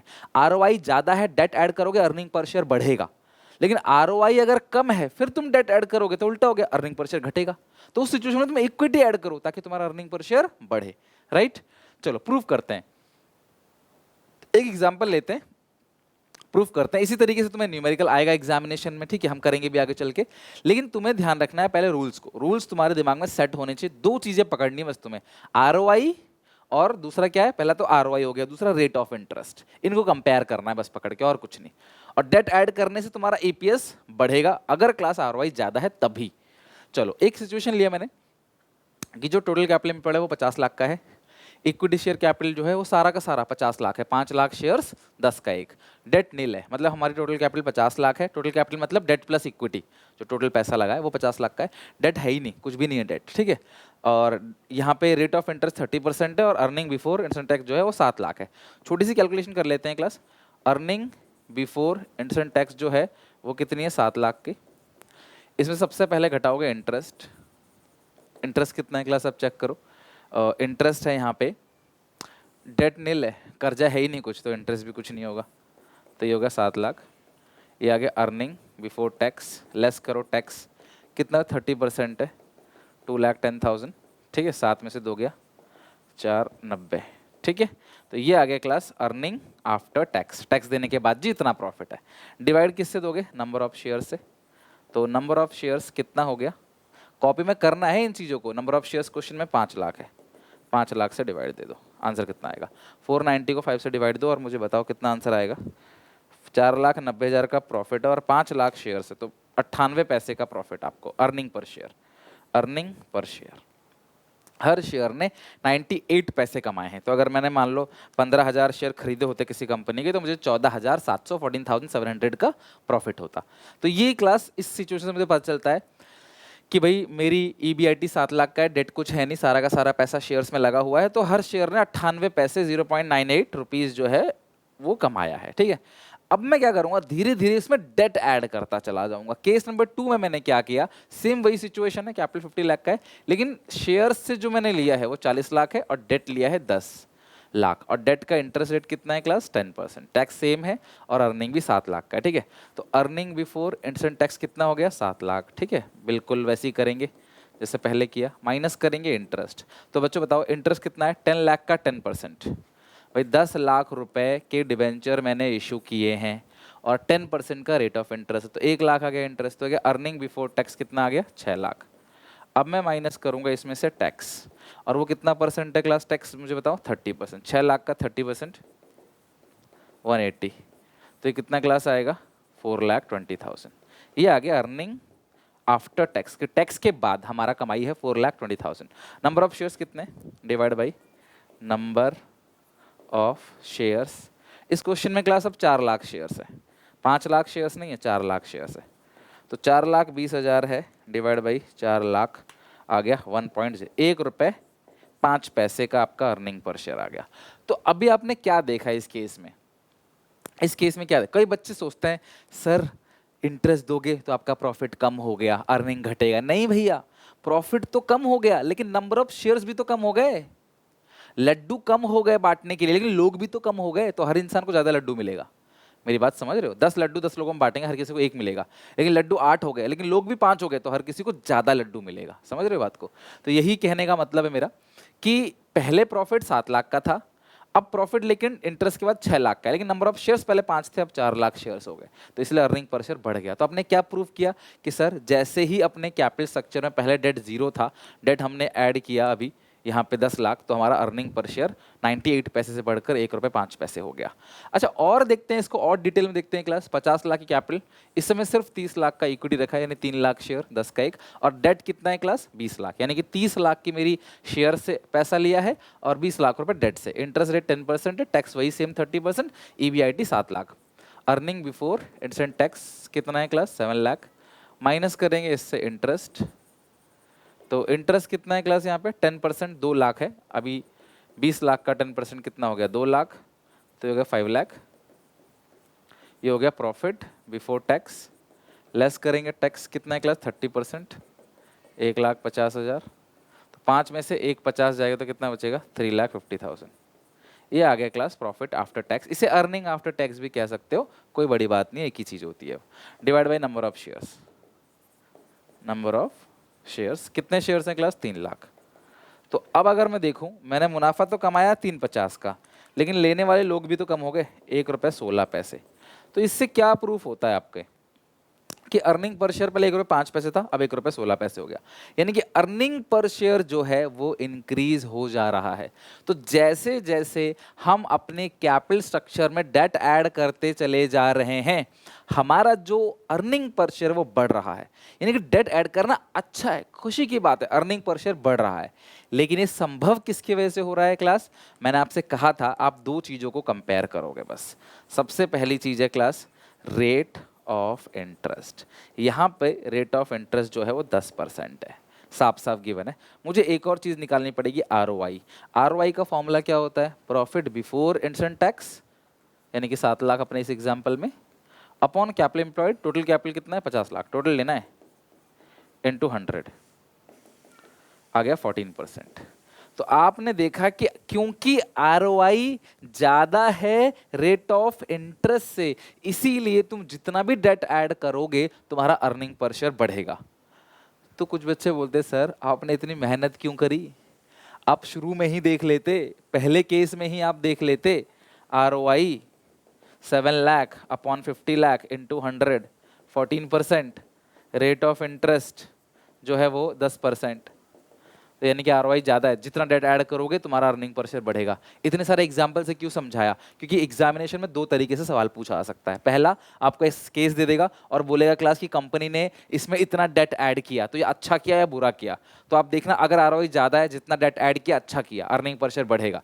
लेकिन अगर ROI कम होता, जितना डेट ऐड करोगे तुम्हारा अर्निंग पर शेयर घटता दिखाई देगा तुमको। समझ रहे हो बात को? तो ये एक केस से समझ आ गया। तो यहाँ से रिजल्ट क्या बना? Hence it is proved that more debt brings more income for the owner in the capital structure, but this statement hold true only, ये statement तभी सही माना जाएगा if return on investment is more than rate of interest। अगर return on investment ज्यादा है rate of interest से तभी ऐसा होगा, लेकिन अगर ऐसा नहीं हुआ तो सीधी सी बात है क्लास, अगर रिटर्न ऑन इन्वेस्टमेंट कम है रेट ऑफ इंटरेस्ट ज्यादा है तो उल्टा है, तुम जितना डेट ऐड करोगे ना तुम्हारा अर्निंग पर शेयर बढ़ने की जगह घटेगा। आई होप आप समझ गए। तो इन the above case EBIT upon capital employed into 100 ये आ गया ROI का फॉर्मूला, ठीक है। अब यहाँ पे एक चीज और समझते हैं, if in the above 3 situation we take net profit before instant tax 3 lakh. अभी हमने इन सारे केसेस में नेट प्रॉफिट 7 लाख लिया है, लेकिन अगर मैं इस केस में नेट प्रॉफिट को 7 की जगह 3 लाख ले लूं, यहाँ पे भी मैं नेट प्रॉफिट को 7 की जगह 3 लाख ले लूं, और यहाँ पे भी नेट प्रॉफिट को 7 की जगह मैं ले लूं 3 लाख, हर केस में मैं 3 लाख ले लूं 7 की जगह। अब मैं इस क्वेश्चन को सॉल्व करूं इन तीनों केसेस को, if the above 3 situation we take net profit 3 lakh, तो उस सिचुएशन में जो ROI होगा वो कितना होगा, profit before instant tax upon capital, तो 50 लाख का ये 50 लाख है, ठीक है, 50 लाख इंटू 100 विच इज 6%, और रेट ऑफ इंटरेस्ट कितना है 10%, रेट ऑफ इंटरेस्ट 10% है, रिटर्न ऑन इन्वेस्टमेंट कितना है क्लास 6%। तो अब इस सिचुएशन में तुम्हें दिखेगा कि हर सिचुएशन में क्लास आपका अर्निंग पर शेयर घटता नजर आएगा, यानी कि hence it is prove that more debt brings less income for the owner, but this statement holds true only if ROI is less than rate of interest। करके दिखाऊं, चलो 2 minute दे दो class, proof करके भी दिखा देता हूं। अब यहाँ पे अगर मैं आपको दिखाऊं EBIT आपको मिलेगा क्लास 3 लाख, पहले ये 7 लाख ले रहे थे, अब ये 3 लाख ले रहे हो। इंटरेस्ट क्या है इस सिचुएशन में 0, तो अर्निंग बिफोर टैक्स कितना आ गया, सेम आ गया, बिकॉज यहाँ पे डेट है ही नहीं। फिर आप टैक्स घटाओगे जो कि बनेगा क्लास 1,80,000, ठीक है, नहीं 90,000, ठीक है, 3 लाख का 90,000 तो आएगा 210। लेकिन नंबर ऑफ शेयर्स जो है वो कितने हैं क्लास, यहाँ पे नंबर ऑफ शेयर्स है 5 लाख, तो 210 को 5 लाख से डिवाइड दो, ये आ गया 0.42, यानी 42 पैसे। हर शेयर ने जो पैसा कमाया वो 42 पैसे है, मतलब जो प्रॉफिट आफ्टर टैक्स है उसको डिवाइड देंगे नंबर ऑफ शेयर से, टैक्स के बाद जो मुनाफा बचा वो 2,10,000 है, divide by number of shares, ठीक है, जैसा पिछले क्वेश्चन में किया था, बस वही कर रहा हूँ। यहाँ पे EBIT 7 की जगह 3 लाख ले लिया, 7 की जगह 3 लाख। अब इसी केस में दूसरे में अर्निंग बिफोर इंस्टेंट टैक्स है 3 लाख, उसमें से इंटरेस्ट घटाओगे, 10 लाख का डेट है, 10% कितना क्लास आएगा 1 लाख, 3 में से 1 गया तो कितना बचा 2 लाख। अब टैक्स घटाओगे 2 लाख का 30% कितना बनेगा 60,000, तो क्लास ये आएगा 1,40,000। अब इसको डिवाइड दोगे क्लास नंबर ऑफ शेयर से, 1,40,000 को डिवाइड दोगे नंबर ऑफ शेयर से, तो इस केस में 4 लाख शेयर है, इस केस में 4 लाख शेयर है, तो 1,40,000 डिवाइड बाई 4 लाख 35 पैसे, तो अर्निंग पर शेयर जो आपका हो गया वो हर शेयर ने 35 पैसे कमाया। अच्छा, पिछले केस में हर शेयर ने 42 पैसे कमाए थे, इस केस में हर शेयर 35 पैसे कमा रहा है, यानी अर्निंग पर शेयर घट गया। यानी कि सर पहले डेट ऐड कर रहे थे अर्निंग पर शेयर बढ़ रहा था, अब सेम वही चीज है, डेट ऐड कर रहे हैं अर्निंग पर शेयर घट रहा है, क्यों, क्योंकि अब आपका ROI जो है ना वो 6% है। ROI मतलब 3 लाख का प्रॉफिट, कैपिटल 50 लाख इंटू 100 यानी कि 6%, और रेट ऑफ इंटरेस्ट 10% है, तो भैया तुम जितना उधार लोगे ना उतना अर्निंग घटेगा, तो इस सिचुएशन में तुम्हें इक्विटी लेना चाहिए। तो एक सवाल है कि डेट इशू करें फाइनेंशियल लीवरेज में या इक्विटी इशू करें, डेट का प्रोपोर्शन कितना रखें टोटल कैपिटल में, तो वो है फाइनेंशियल लीवरेज, ठीक है, ट्रेडिंग ऑन इक्विटी। तो हमें क्लास देखना है ROI और रेट ऑफ इंटरेस्ट। अभी थर्ड केस में और आप एक बार और करके देख लो क्लास, EBIT कितना है 3 लाख, माइनस करोगे इंटरेस्ट 2 लाख का 10%, 10 लाख का 10% 2 लाख, तो ये आएगा क्लास ओनली 1 लाख, टैक्स घटा दो 30%, 1 लाख का 30% 30,000, 70,000 बच गया profit after tax, but number of shares जो है वो 3 लाख हो गए, कम हो गए। अब 3 lakh number of shares 3 lakh है, प्रॉफिट 70,000 का मुनाफा 3 लाख लोगों में बांटोगे तो 23 पैसा, ये आ गया अर्निंग पर शेयर। तो अर्निंग पर शेयर सबसे पहले था 42 पैसे, फिर आया 35 पे, फिर आया 23 पैसे। जितना आप डेट ऐड करते चले जाओगे अपने कैपिटल में उतना ही तुम्हारा जो अर्निंग पर शेयर है वो घटता नजर आएगा। तो इससे क्लास रूल बहुत अच्छे से क्लियर हो गया। मैं फाइनली रिपीट कर रहा हूं, जो इस बात को लिख के रख लो कॉपी में। इसमें अगर ROI ज्यादा है, रेट ऑफ इंटरेस्ट से डेट ऐड करो, डेट ऐड करने से अर्निंग पर शेयर बढ़ेगा, और ROI कम है, रेट ऑफ इंटरेस्ट ज्यादा है, तो अपने कैपिटल स्ट्रक्चर में इक्विटी ऐड करो, उससे अर्निंग पर शेयर बढ़ेगा। तो आप इससे ये समझ सकते हो, अगर डेट ऐड करने से अर्निंग पर शेयर बढ़ रहा है तो डेट ऐड करना अच्छा है, अर्निंग पर शेयर बढ़ रहा है। लेकिन अगर डेट ऐड करने से अर्निंग पर शेयर घट रहा है तो मतलब क्लास डेट अच्छा नहीं है, तब आपको इक्विटी इशू करना है। या फिर आप समझ लो एक नॉर्मल सा क्वेश्चन दिया होगा, उसमें आप ROI निकालना, रेट ऑफ इंटरेस्ट निकालना, कंपेयर करना, ROI ज्यादा है तो बोलना भैया इनको अगर पैसा चाहिए तो डेट से लो, इक्विटी से मत लो, और ROI कम है, रेट ऑफ इंटरेस्ट ज्यादा है तो इनको पैसा चाहिए तो इक्विटी से लो। और ROI कैसे निकालोगे, profit before instant tax upon capital employed into 100, capital employed मतलब debt plus equity total capital, जैसे इसमें 50 लाख था, राइट। तो इस तरीके से क्लासेस में आपको क्वेश्चन भी बन सकता है, इस तरीके से आपको कॉन्सेप्ट को एकदम स्ट्रांग रखना है, तभी न्यूमेरिकल बन पाएगा, right. Capital structure, capital structure का मतलब क्या है कि आपकी जो कंपनी बनी हुई है उसमें जो कैपिटल है वो किस प्रपोर्शन में है, डेट कितना है उसमें, इक्विटी कितना है। क्लास कैपिटल स्ट्रक्चर का मतलब क्या है कि आपके कैपिटल में प्रपोर्शन ऑफ डेट और प्रपोर्शन ऑफ इक्विटी कितना है। क्लास एनसीईआरटी के अकॉर्डिंग क्लास आप कैपिटल स्ट्रक्चर को डेट अपॉन इक्विटी से या debt upon debt plus equity यानी टोटल कैपिटल से भी रिप्रेजेंट कर सकते हो।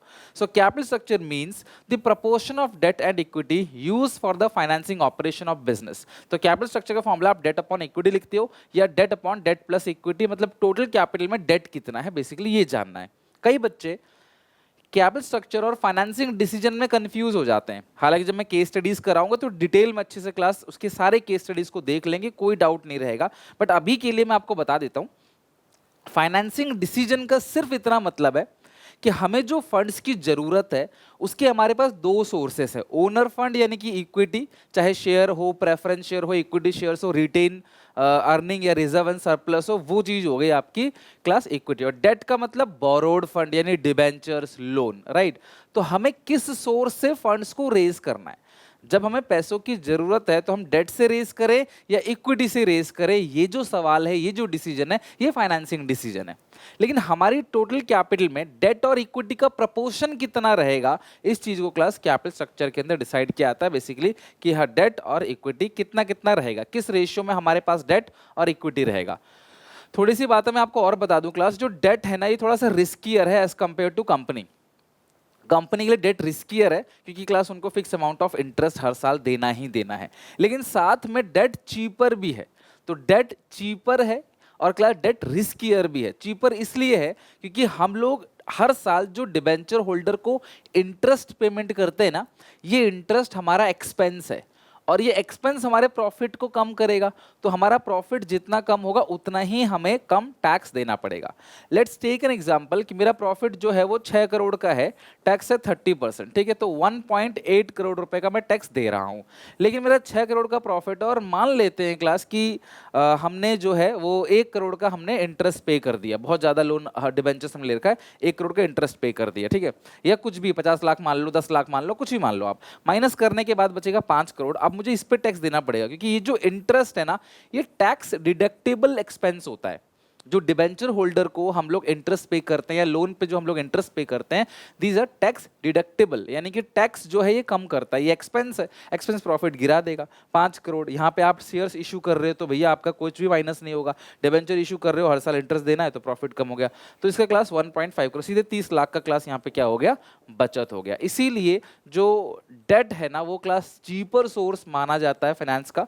और दूसरी बात ये रिस्कियर है क्योंकि भैया आपको इंटरेस्ट तो पे करना ही करना है, तो ये रिस्कियर भी है और चीपर भी है। तो आओ कैपिटल स्ट्रक्चर का हम लोगों ने यहाँ पे देख लिया अच्छे से। अब हम पढ़ते हैं factors determining the capital structure. कौन कौन से ऐसे फैक्टर्स हैं जो कैपिटल स्ट्रक्चर्स को अफेक्ट करते हैं, यानी कि आपका रेशियो कितना होगा उसके लिए। जैसे हमने investment decision, financing decision, dividend decision पढ़ा था ना, वैसा ही। और आप फाइनेंसिंग डिसीजन के जो फैक्टर्स अफेक्टिंग आपने पढ़े थे, आप उसको बेंचमार्क मान के भी ये कर सकते हो। एग्जामिनेशन में कभी भी फाइनेंसिंग डिसीजन और कैपिटल स्ट्रक्चर दोनों कभी नहीं पूछा जाता, दो में से कोई एक पूछा जाता है, राइट। तो सबसे पहला कैश फ्लो पोजीशन, पॉइंट्स आपको सेम लगेंगे। Cash flow position, the decision related to composition of capital structure also depend upon the availability of business to generate enough cash flow. The company under legal obligation to pay fix rate of interest to debenture holder. Debenture holder को भैया fix rate of interest आपको देना ही पड़ेगा, ठीक है। Dividend to preference shares and principal and interest amount for the loan, loan पे भी आपको इंटरेस्ट और प्रिंसिपल अमाउंट लौटाना है। Some time company make sufficient profit but is not able to generate cash inflow for making payment. तो capital structure में सबसे पहली जो चीज है आपके पास जो ध्यान रखनी है वो है cash flow position.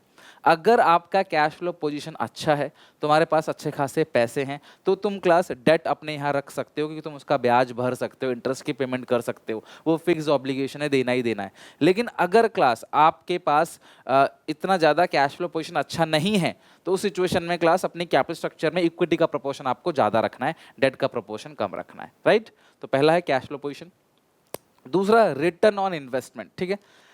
Return on investment class is an important factor which helps deciding the capital structure if return on investment is more. ध्यान समझ रहे हैं, हमने क्लास बहुत तन मन धन से सारे न्यूमेरिकल्स वगैरह अच्छे से पढ़ लिए इसके. अगर क्लास आपका ROI ज्यादा है, अगर रिटर्न ऑन इन्वेस्टमेंट यानी कि आपका जो रिटर्न मिल रहा है वो ज्यादा है, then rate of greater than rate of interest. Rate of interest मतलब जो आप लोन ले रहे हो उस लोन पे जो आपको ब्याज भरना है. सीधी सी बात है, मैंने तुमसे या बैंक से लोन लिया 5% में, किसी और जगह इन्वेस्ट कर दिया 10% में, तो 5% की मेरी कमाई होगी. तो अगर ROI ज्यादा है रेट ऑफ इंटरेस्ट से, तो क्लास इस सिचुएशन में आपको क्या करना है, डेट आपको इशू करना है. ठीक है, must prefer debt in its capital structure, whereas if ROI is less. अगर भैया मैं तुमसे ले रहा हूँ 5% पे और आगे इन्वेस्ट कर रहा हूँ 3% पे, तो पागल हूँ मैं तो. मैं बोल रहा हूँ भाई मुझे 1 लाख रुपए उधार दे दे, मैं तेरे को 5,000 का ब्याज दे दूंगा. इस 1 लाख रुपए को लगाया मैंने किसी प्रोजेक्ट में, किसी इन्वेस्टमेंट अपॉर्चुनिटी में लगाया, वहाँ से मैं 2,000 ब्याज कमा रहा हूँ. तो मैं 2,000 ब्याज कमा रहा हूँ, क्लास 3,000 जेब से भरना पड़ेगा मेरे को. तो इस सिचुएशन में क्लास अगर रेट ऑफ इंटरेस्ट ज़्यादा है रिटर्न ऑन इन्वेस्टमेंट से, तो इस सिचुएशन में मुझे क्लास अपनी कैपिटल स्ट्रक्चर में क्या प्रेफर करना चाहिए, इक्विटी. ध्यान रखना, रिटर्न ऑन इन्वेस्टमेंट एक बहुत बड़ा फैक्टर है जो डिसाइड करता है कैपिटल स्ट्रक्चर को. अगर ROI ज़्यादा है, रिटर्न ऑन इन्वेस्टमेंट ज़्यादा है रेट ऑफ इंटरेस्ट से, तो वी मस्ट प्रेफर डेट, और ROI कम है तो मस्ट प्रेफर इक्विटी. ठीक है, और आप भी समझ भी सकते हो, अगर मुझे ज़्यादा रिटर्न मिल रहा है क्लास, तो सीधी सी बात है मैं और ज़्यादा लोन लूंगा, और ज़्यादा लोन लूंगा, मुझे रिटर्न ज़्यादा मिल रहा है तो डेट हम लोग इशू करेंगे, और वाइस वर्सा है तो इक्विटी. अगला है cost of debt. If the firm can arrange borrowed fund at low rate, अगर फर्म क्लास सस्ते रेट पे क्लास बोरोड फंड अरेंज कर लेती है, तो कंपनी को प्रेफर करना चाहिए डेट और class as compare to equity. अगर आपको पता है आपको सस्ते रेट पे, बहुत कम रेट पे, मिनिमम रेट ऑफ इंटरेस्ट पे काफी सारा क्लास पैसा मिल रहा है, तो उठा लो पैसे, फिर आपको इक्विटी क्यों देनी है. अगला टैक्स रेट. ध्यान रखना, high tax rate makes debt cheaper. जितना ज्यादा टैक्स रेट होगा ना, डेट चीपर होगा. मैंने आपको बताया, डेट जब हम इशू करते हैं तो हमें हर साल इंटरेस्ट पे करना पड़ता है, और ये जो इंटरेस्ट है ये हमारे प्रॉफिट्स को कम करेगा. तो जब ये हमारे प्रॉफिट्स को कम करेगा तो क्लास हमारा प्रॉफिट कम, तो उस पर टैक्स जो लगेगा वो भी हमारा कम लगेगा. और टैक्स का रेट भी अगर हाईयर है, 40% भी अगर टैक्स का रेट है, तो भी क्लास हमारा प्रॉफिट तो कम हो गया ना, तो 40% चुभेगा नहीं इतना. ठीक है, तो tax rate makes debt cheaper as interest paid to the debt security holder is subtracted from income before calculating tax. तो जो इंटरेस्ट पे करते हैं वो नेट प्रॉफिट को कम करता है. Whereas company have to pay tax on dividend paid to shareholder. So high tax rate means prefer debt, whereas low tax rate can prefer equity. तो अगर टैक्स रेट बहुत ज्यादा है तो डेट इश्यू करो, tax rate कम है तो इक्विटी इश्यू करो. मैं एक बार रिवीजन करा देता हूं. सबसे पहला कैश फ्लो पोजीशन, अच्छा खासा पैसा है तो डेट इश्यू करो, otherwise equity. Return on investment यानी कि ROI ज्यादा है तो अपने कैपिटल स्ट्रक्चर में डेट रखो आप, otherwise equity. Cost of debt अगर कम मिल रहा है तो डेट रखो अपने कैपिटल स्ट्रक्चर में. टैक्स रेट हाई है तो कैपिटल स्ट्रक्चर में डेट ज्यादा रखो, ताकि क्लास इंटरेस्ट की पेमेंट करने के बाद हमारा जो बचेगा वो बहुत कम बचेगा प्रॉफिट, उस पर हाई रेट से भी टैक्स लगेगा तो ज्यादा नहीं बनेगा. समझ रहे हो बात को. जैसे अगर मैं बोलूँ 50 लाख का 40%, ठीक है, तो कितना बनेगा क्लास, 50 लाख का 40% बन जाएगा 20 लाख रुपए. लेकिन अगर मैं बोलूँ कि भाई प्रॉफिट जो है वो 50 लाख का नहीं है, सिर्फ जो है वो 30 लाख का है, तो इस पे अगर क्लास आपका 50% भी टैक्स लग जाता है. टैक्स रेट ज्यादा कर दिया देखो मैंने, लेकिन प्रॉफिट कम हो गया, तो 30 लाख का 50% कितना बनता है क्लास, 15 लाख. तो हमारा टैक्स 15 लाख का जा रहा है, पहले टैक्स जा रहा था 20 लाख का.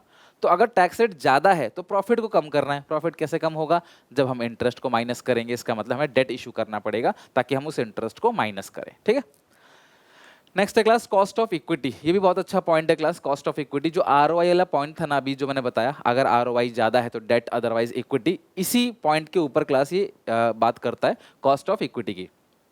Another factor which helps in deciding the capital structure is cost of equity. Owners or equity shareholders accept a return, मतलब expect a return on their investment. That is EPS. जो EPS है उसको बोलते हैं अर्निंग पर शेयर, यानी कि हर एक investor class ये देखता है कि हर शेयर ने मेरे कितने पैसे कमाए हैं, अर्निंग पर शेयर. ठीक है, जितना ज़्यादा उतना अच्छा होता है.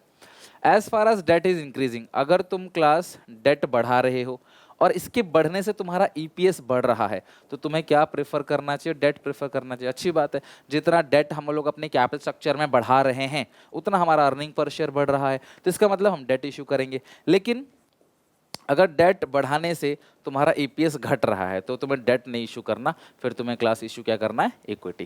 ये सेम वही पॉइंट जो क्लास न्यूमेरिकल वाले क्वेश्चंस में हमने देखा था इससे पहले, जितने भी न्यूमेरिकल्स हमने देखे, क्योंकि इस अकेले चैप्टर से न्यूमेरिकल भी पूछ लिया जाता है। पूरे बीएसटी में यही इकलौता सा चैप्टर जहाँ से एक सम आ जाता है, कैलकुलेशंस आ जाती हैं, उस बेसिस पे आपको आंसर देना है। सो अगर ईपीएस बढ़ रहा है डेट के बढ़ाने से तो डेट अच्छी बात है, डेट इशू करो, और डेट के बढ़ाने से ईपीएस घट रहा है तो क्लास आपको इक्विटी इशू करनी है। इसमें लिखा है class as far debt is increasing EPS then we can include it in capital structure, but when EPS start decreasing with inclusion of debt, debt add करने से ईपीएस घट रहा है तो we must depend upon equity share capital only. तो अगर हम अपने कैपिटल स्ट्रक्चर में डेट बढ़ा रहे हैं, उससे हमारा अर्निंग पर शेयर बढ़ जा रहा है तो अच्छी बात है, तो भैया डेट इशू करो। लेकिन डेट इशू करने से अगर अर्निंग पर शेयर घट जा रहा है, जैसे सारे केसेस हमने पहले कंपेयर किया था इससे पहले, तो क्लास उस सिचुएशन में आपको इक्विटी इशू करनी है। फ्लोटेशन कॉस्ट, फ्लोटेशन कॉस्ट मैंने आप सबको कहा था शेयर इशू करने में जो खर्चा आता है उसको बोलते हैं flotation cost. It refers to cost involve in issue of security such as broker commission, underwriter fees, advertisement of offering share, expense on prospectus etcetera. Firm prefer security which involve least flotation cost. तो हमें उन securities को issue करना है अपने capital structure में, debt या equity, जिनमें हमारी फ्लोटेशन कॉस्ट कम है। सिंपल सी बात है, अगर क्लास इशू ऑफ शेयर्स में फ्लोटेशन कॉस्ट ज्यादा है तो भैया शेयर्स मत इशू करो, कम है तो शेयर इशू करो। Risk, more risk is associated with the debt, ज्यादा रिस्क किससे एसोसिएटेड है, डेट से, as compare to equity. Finance manager must compare the risk. देखो इक्विटी जो है वो लेस रिस्कियर है, डेट मोर रिस्कियर है, लेकिन डेट चीपर भी है। तो आपको रिस्क और चीप से कंपेयर करना है आपको कि भाई डेट जो है वो रिस्कियर है, भैया हमें ब्याज देना ही देना है, कल को बुरी हालात है, कल को पैसा नहीं कमा रहे तब भी ब्याज भरना है, बट हाँ आसानी से मिल जाता है, चीपर है, टैक्स हमारा बचा लेता है ये। तो इस हिसाब से आपको कंपेयर करना है, रिस्क कंपेयर करके देखना है। स्टेट ऑफ कैपिटल मार्केट, सीधी सी बात है, अगर कंट्री में इन्फ्लेशन है, कंट्री के अंदर इन्फ्लेशन चल रहा है क्लास, तो उस सिचुएशन में आपको इक्विटी अपने कैपिटल स्ट्रक्चर में रखना है। कंट्री में डिफ्लेशन चल रहा है तो डेट रखना है कैपिटल स्ट्रक्चर में, बिल्कुल सेम टू सेम जो हमने फाइनेंसिंग के अंदर पढ़ा था। कंट्रोल कंसिडरेशन, शेयर देने का मतलब ओनरशिप देना है। तो अगर आप चाहते हो कि एग्जिस्टिंग शेयर होल्डर ओनरशिप दे दें, लूज कंट्रोल करना चाहते हो तो भैया तुम इक्विटी इशू करो, but if you don't want to lose your control then company should prefer debt. तो आपको डेट इशू करना चाहिए। अगर आप चाहते हो कंट्रोल लूज नहीं करना, मैं मालिक रहूं, तो भैया डेट इशू करो। कंट्रोल लूज कर सकते हो, ब्याज नहीं भरना तो इक्विटी इशू करो। फिक्स ऑपरेटिंग कॉस्ट, अगर तुम्हारे पास ऑलरेडी बहुत ज्यादा हाई फिक्स ऑपरेटिंग कॉस्ट है तो आप डेट मत इशू करो, अब इक्विटी इशू करो, क्योंकि डेट पे भी तुमको फिर फिक्स्ड इंटरेस्ट देना पड़ेगा। तो अगर तुम्हारे पास ऑलरेडी बहुत ज्यादा कर्जा है तुम्हारे सर पे तो भैया और कर्जा मत लो, फिर तुम इक्विटी इशू करो। वही लिखा है, if a company has already issue a lot of debt which means more interest liability और more fixed operating cost, then company should not issue more debt because it leads to more fixed operating cost. So in that situation company should issue equity shares. तो ये सारे के सारे class factors थे, factors affecting capital structure, यानी कि overall हमारी जो कैपिटल स्ट्रक्चर है, जो पैसा लगा हुआ है, उसमें अपना कितना है और लिया हुआ कितना है, यानी ओनर फंड कितना है और बोरोड फंड कितना है। अगेन बोल रहा हूँ, ओनर फंड के अंदर शेयर आता है, equity, preference shares, reserve and surplus. Borrowed fund के अंदर लोन, डेट, डिबेंचर, बॉन्ड, ये सब चीजें आती हैं। नेक्स्ट है फिक्स्ड कैपिटल। सिंपल सी बात है, फिक्स कैपिटल का मतलब क्या है, वो पैसा जिससे हम फिक्स एसेट को खरीदेंगे, this is called fix capital. Working capital क्या होता है, वो पैसा जिससे हम वर्किंग कैपिटल को खरीदेंगे। तो फिक्स्ड कैपिटल का मतलब investment in fix asset is for longer duration is called fix capital. तो फिक्स कैपिटल बेसिकली क्या होता है क्लास, की जो फिक्स एसेट्स है उसे खरीदने के लिए जो रोकड़ा, जो रुपया चाहिए, उस पैसे को बोलते हैं फिक्स कैपिटल, और उस एसेट को क्या बोलते हैं, fix asset. Investment in fix asset is for longer duration, obviously class लंबे समय के लिए लगाते हैं, is called fix capital. Fix capital is finance through long term sources of finance. भैया अगर मुझे बिल्डिंग खरीदनी है, मशीन खरीदनी है, कोई टेक्नोलॉजी खरीदनी है, कोई प्लांट खरीदना है, तो मैं 6 महीने साल भर के लिए उधार नहीं लूंगा, फिर मैं 5 साल, 10 साल, 20 साल, 15 साल के लिए उधार लूंगा। लेकिन अगर मुझे अपनी दुकान का कोई माल खरीदना है, कोई रॉ मटेरियल खरीदना है, तो भैया मैं फिर शॉर्ट टर्म के लिए उधार ले लूंगा। तो fix capital basically long term के लिए होता है, राइट। इसके सोर्सेस क्या क्या होते हैं, जैसे equity shares, preference shares, debentures, long term loan etcetera. The requirement of fix capital depend upon the various factor which are explain in next slide. तो अब फिक्स कैपिटल को अफेक्ट करने वाले फैक्टर्स कौन कौन से हैं, यानी कौन कौन से ऐसे फैक्टर्स हैं क्लास जो डिटरमाइन करता है कि भैया मुझे फिक्स कैपिटल की रिक्वायरमेंट ज़्यादा है या कम है। मैं फिर से रिपीट कर रहा हूँ, फिक्स कैपिटल बेसिकली बात करते हैं अगर मुझे कोई फिक्स एसेट खरीदनी है तो उसके लिए जो पैसे चाहिए मुझे, that is called fix capital. अब ये फिक्स कैपिटल मुझे ज़्यादा चाहिए या कम चाहिए डिपेंड करता है। तो फिक्स कैपिटल मतलब आप शेयर्स इशू करोगे, डिबेंचर इशू करोगे, ये सब लॉन्ग टर्म के लिए होता है। अगर शॉर्ट टर्म के लिए पैसा चाहिए तुम बेसिकली क्या करोगे, मार्केट से जाओगे, क्लास उधार ले लोगे या कुछ और जुगाड़ करोगे। लॉन्ग टर्म के लिए शेयर इशू नहीं करोगे, छोटी मोटी चीज़ के लिए। शेयर इशू करना, डिबेंचर इशू करना सब बड़ी चीज़ों के लिए होता है, फिक्स कैपिटल के लिए, फिक्स एसेट के लिए होता है। तो कौन कौन से फैक्टर्स हैं जो डिटरमाइन करेंगे कि तुमको फिक्स कैपिटल ज़्यादा चाहिए कम चाहिए? बहुत आसान है, तुम्हें अभी याद हो जाएगा ये। सबसे पहले नेचर ऑफ बिजनेस। अगर तुम एक ऐसा बिजनेस कर रहे हो जो मैन्युफैक्चरिंग यूनिट है, the type of business is involve in the first factor which helps in deciding the requirement of fix capital. A manufacturing company need more fix capital as compare to trading company. एक manufacturing company जो manufacture कर रहा है सामान को, उसे machine चाहिए, plant चाहिए, बिल्डिंग चाहिए, है ना, तो उसको फिक्स कैपिटल की रिक्वायरमेंट ज़्यादा होगी। लेकिन जो ट्रेडिंग कर रहा है, यहाँ से लेके वहाँ बेच रहा है, तो भैया उसका कुछ नहीं है, वो तो गाड़ी में माल रखेगा, वहाँ बेच के आ जाएगा, उसकी फिक्स कैपिटल की रिक्वायरमेंट बहुत कम होगी। तो अगर आप एक मैन्युफैक्चरिंग कंपनी हो तो फिक्स कैपिटल की रिक्वायरमेंट ज़्यादा होगी। अगर आप एक कंपनी हो जो क्लास ट्रेडिंग कंपनी है तो उसको फिक्स कैपिटल की रिक्वायरमेंट कम होगी, बिकॉज ट्रेडिंग कंपनी को कोई प्लांट मशीनरी नहीं चाहिए, कोई फिक्स असेट नहीं चाहिए, तो उनको फिक्स कैपिटल की रिक्वायरमेंट कम होगी। बट हाँ, मैन्युफैक्चरिंग यूनिट को चाहिए क्लास, उन्हें बहुत पैसा चाहिए होता है, ठीक है। दूसरा, स्केल ऑफ ऑपरेशन। बड़े स्केल पे काम कर रहे हो आप, बड़ा व्यापार है, देशों में फैला हुआ है, कई देशों में, तो फिक्स कैपिटल की रिक्वायरमेंट ज़्यादा होगी। छोटा सा व्यापार है, एक ही जगह क्लास आप काम कर रहे हो बैठ के, तो फिक्स कैपिटल की रिक्वायरमेंट कम होगी। अगला है टेक्निक ऑफ प्रोडक्शन। अगर आप कैपिटल इंटेंसिव यूज करते हो, कैपिटल इंटेंसिव समझते हो ना क्लास क्या होता है, यूज ऑफ मशीनरी। अगर आप कैपिटल इंटेंसिव टेक्निक को यूज करते हो तो आपको ज़्यादा फिक्स कैपिटल चाहिए। लेकिन अगर आप लेबर इंटेंसिव टेक्निक को यूज करते हो, आप लेबर से काम करवाते हो, तो आपको फिक्स कैपिटल कम चाहिए। मतलब फिक्स असेट आपको कम खरीदना है, लेकिन मशीन से काम कराते हो तो फिक्स असेट ज़्यादा खरीदना है। फिक्स असेट ज़्यादा खरीदना है तो फिक्स कैपिटल ज़्यादा चाहिए, फिक्स असेट कम खरीदना है तो फिक्स कैपिटल कम चाहिए। नेक्स्ट है यहाँ पे टेक्नोलॉजी अपग्रेडेशन। आप एक ऐसी इंडस्ट्री हो जहाँ पे फास्ट टेक्नोलॉजिकल चेंज होता है, नई नई टेक्नोलॉजी आती रहती हैं जल्दी जल्दी, तो भैया आपको टेक्नोलॉजी अपग्रेड करना पड़ेगा। आपको भी अपने वर्कर्स को नए लैपटॉप देने पड़ेंगे, नई मशीनरी देनी पड़ेगी, नया सॉफ्टवेयर देना पड़ेगा, तो फिक्स कैपिटल की रिक्वायरमेंट ज़्यादा होगी। लेकिन अगर आप अपग्रेड नहीं कर रहे, पुरानी टेक्नोलॉजी से काम कर रहे हो, तो भैया फिक्स कैपिटल की रिक्वायरमेंट कम होगी, सीधी सी बात है। Industry in which technology upgradation is fast need more amount of fixed capital. When new technology invented, they need to buy new plant. Whereas those company whose technology upgradation is slow, they require less capital as they can manage with old machine. तो जहाँ पे आप पुरानी चीज़ों से, पुरानी machine से काम कर सकते हो, वहाँ पे फिक्स कैपिटल की रिक्वायरमेंट कम होगी, और जहाँ पे नहीं कर सकते वहाँ फिक्स कैपिटल की रिक्वायरमेंट ज़्यादा होगी।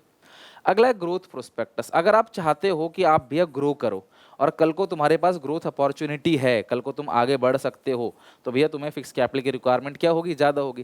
लाइक मैं मान लो क्लास, एक नॉर्मली क्लास मेरे एक चैनल है, मैं यहाँ से पढ़ा रहा हूँ, कल को मैं कोई स्टार्टअप बनाना चाहूँ, कल को मैं मेरे 10 चैनल हो और 10 टीचर आके मेरे यहाँ पढ़ाएं, तो ग्रोथ करना चाहता हूँ। मैं साइंस भी पढ़ाऊँ, कॉमर्स के साथ साथ, 12th के साथ साथ 11th है, बीकॉम है, 10वीं ग्रेजुएशन के बाद की चीज़ें है ना, ये सब चीज़ें अगर मैं चाहूँ कराने के लिए, तो भैया मुझे ज़्यादा पैसों की जरूरत पड़ेगी उस सिचुएशन में। लेकिन नहीं, मैं सोचता नहीं, मैं कॉमर्स के बच्चों का ही भला करूँगा भैया, मैं जो मेरे हाथ में मैं वही अच्छे से पढ़ा सकता हूँ, मैं दूसरी गारंटी नहीं ले सकता, तो क्लास फिर मुझे फिक्स कैपिटल की रिक्वायरमेंट कम लगेगी, सीधी सी बात है।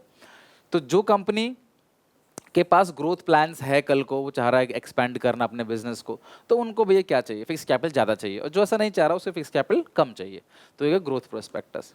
अगला है asset available on lease. Lease का मतलब लंबे समय के लिए किराए पे, ठीक है। If assets available on lease or EMI, then company would require less fixed capital. अगर मुझे EMI पे एसेट मिल जाएगी, मेरे को एक एसेट खरीदनी है जो 3 करोड़ की है, ठीक है, एक प्रिंटिंग करने के लिए एसेट चाहिए, छपाई करने के लिए, वो 3 करोड़ की है। अभी अगर मुझे EMI पे मिल जाता है, 10 साल 20 साल की EMI पे मिल जाता है ना, इंस्टॉलमेंट से मिल जाता है, तो मुझे इकट्ठा इतनी बड़ी रकम नहीं चाहिए, मैं हर साल थोड़ा थोड़ा सा क्लास क्या करूँगा, पेमेंट कर दूंगा। लेकिन अगर मुझे नहीं मिलता तो भैया मुझे उधार लेना पड़ेगा, मुझे फिक्स कैपिटल की रिक्वायरमेंट ज़्यादा होगी। So if asset available on lease or EMI, then company would require less fixed capital. And if leasing facility is not available, then company required more fixed capital as they have to pay lump sum amount for the asset. तो उन्हें class lump sum amount देना पड़ेगा, तो उनको fixed capital की requirement क्या होगी, ज़्यादा होगी। अगला कोलैबोरेशन और joint venture.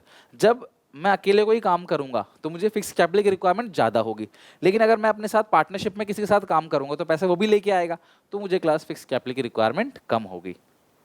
Less fix capital is required for a company which is going to be collab with the other company, तो उसको कम चाहिए, अदरवाइज ज़्यादा चाहिए। डाइवर्सिफिकेशन, आज मैं एक काम कर रहा हूँ, कल को मैं 4 काम करना चाहूँ, मैं ये भी करूँ, मैं पढ़ा रहा हूँ साथ में रियल एस्टेट का काम भी करूँ, साथ में मतलब स्टॉक मार्केट की ट्रेनिंग भी देने लगूँ, साथ में और भी सीए के डोमेन में भी आ जाऊँ, सीएस में भी आ जाऊँ, तो मैं और अपने डोमेन्स को बढ़ा रहा हूँ, तो भैया उस सिचुएशन में मुझे फिक्स कैपिटल ज़्यादा चाहिए, अदरवाइज कम चाहिए। A company plan to diversify its business operation, वो नए नए प्रोडक्ट में लॉन्च कर रही है, हम ये वाला सामान बनाएंगे, ये भी बनाएंगे, और deal with the multi product, then it require more fix capital. अगर आप मल्टी प्रोडक्ट में डील करोगे तो आपको ज़्यादा फिक्स कैपिटल चाहिए, एंड वाइस वर्सा, नहीं करते तो आपको कम फिक्स कैपिटल चाहिए। तो ये है क्लास फिक्स्ड कैपिटल की रिक्वायरमेंट के अलग अलग फैक्टर्स। ओके, आई होप आपको बहुत अच्छे से समझ आया होगा। Now the last topic of this chapter and everything will finished, ठीक है। Working capital, it refers to the excess of current asset over current liability. CA minus CL क्या आता है क्लास? Working capital. और वर्किंग ऑपरेटिंग साइकिल इसके अंदर बहुत important है क्लास। ऑपरेटिंग साइकिल का मतलब क्या है? जिस दिन तुमने रॉ मटेरियल खरीदा उसे पूरा फिनिश किया और उससे पैसे ले लिए, this is called operating cycle. जिस दिन आपने रॉ मटेरियल को खरीदा, रॉ मटेरियल को फिनिश गुड्स में बनाया, रॉ मटेरियल को फिनिश गुड्स में बनाने के बाद उसको बेचा, बेच के आपने पैसे भी ले लिए, डेटर से, बीआर से, सबसे पैसा कलेक्ट कर लिया। तो जिस दिन तुमने कच्चा माल खरीदा था और जिस दिन तुमने उसे पैसों में कन्वर्ट कर दिया, फिनिश गुड्स बना के बेच के, that time period is called operating cycle. So operating cycle basically क्या है? Acquisition of raw material and collection of cash, cash from the receivable, trade receivable से। Longer the operating cycle, longer will the working capital requirement. तो हमारा operating cycle जितना बड़ा है, हमें working capital की रिक्वायरमेंट उतनी ज़्यादा होगी।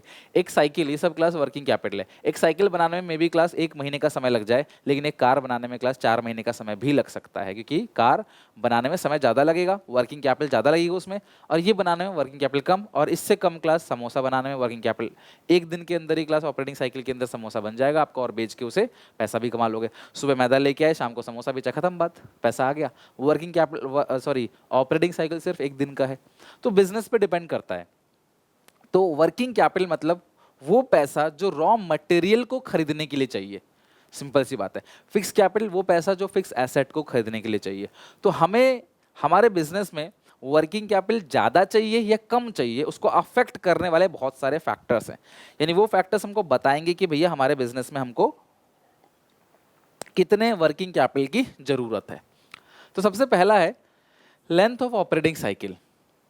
The amount of operating working capital directly depend upon the length of the operating cycle. If operating cycle is long, then more working capital is required, whereas operating cycle having short operating cycle, whereas companies having short operating cycle, the working capital requirement is less. तो working capital ये रहा, आपने raw खरीदा, work in progress, उसको stock में बनाया, फिर आपने सेल्स किया, डेटर बीआर आए, फिर उनसे आपने 3 महीने में पैसे कलेक्ट कर दिए, अगर 3 महीने में लेते हो तो ये जो पूरा साइकिल है, जो पूरा का पूरा पीरियड है, इसी को कहते हैं क्लास ऑपरेटिंग साइकिल। तो ये ऑपरेटिंग साइकिल जितना बड़ा होगा, वर्किंग कैपिटल की रिक्वायरमेंट उतनी ज़्यादा होगी। ये ऑपरेटिंग साइकिल जितना छोटा होगा, वर्किंग कैपिटल की रिक्वायरमेंट उतनी ही कम होगी, ठीक है। नेक्स्ट है class nature of business. In case of trading concern, जो ट्रेडिंग बिजनेस है, जो ट्रेडिंग कंसर्न है और रिटेल शॉप है, उनको वर्किंग कैपिटल की जरूरत कम होती है, क्योंकि वो बनाते नहीं है सामान, वो तो लाके बेच देंगे बस। रिटेल की शॉप होती है ना आपकी दुकान में, आपके आसपास मोहल्ले में जो दुकानें होती हैं, उनके पास वो लोग नहीं बनाते सामान वगैरह, उनको रॉ मटेरियल नहीं चाहिए, वो तो लाते हैं बेचते हैं 5 रुपये 10 रुपये का मार्जिन रख के। तो अगर ऐसी कंपनी, तो वर्किंग कैपिटल लेस चाहिए, because length of operating cycle is small. The wholesaler as compare to retail workshop required more working capital, class उनको लार्ज स्टॉक मेंटेन करना पड़ता है। जो होलसेलर्स हैं वो बहुत सारा माल रखते हैं, अपने होलसेलर ना लाखों रुपए का माल रखता है दुकान में, रिटेलर बहुत कम रुपए का माल रखता है, तो उसको वर्किंग कैपिटल कम चाहिए, होलसेलर को ज़्यादा चाहिए। स्केल ऑफ ऑपरेशन बहुत सिंपल है, जो बड़े स्केल पे काम कर रहा है, बड़े लेवल पे काम कर रहा है, उसको वर्किंग कैपिटल ज़्यादा चाहिए, जैसे उसको फिक्स कैपिटल भी ज़्यादा चाहिए था। और छोटे लेवल पे काम कर रहा है, स्मॉल स्केल पे काम कर रहा है, तो वर्किंग कैपिटल कम चाहिए।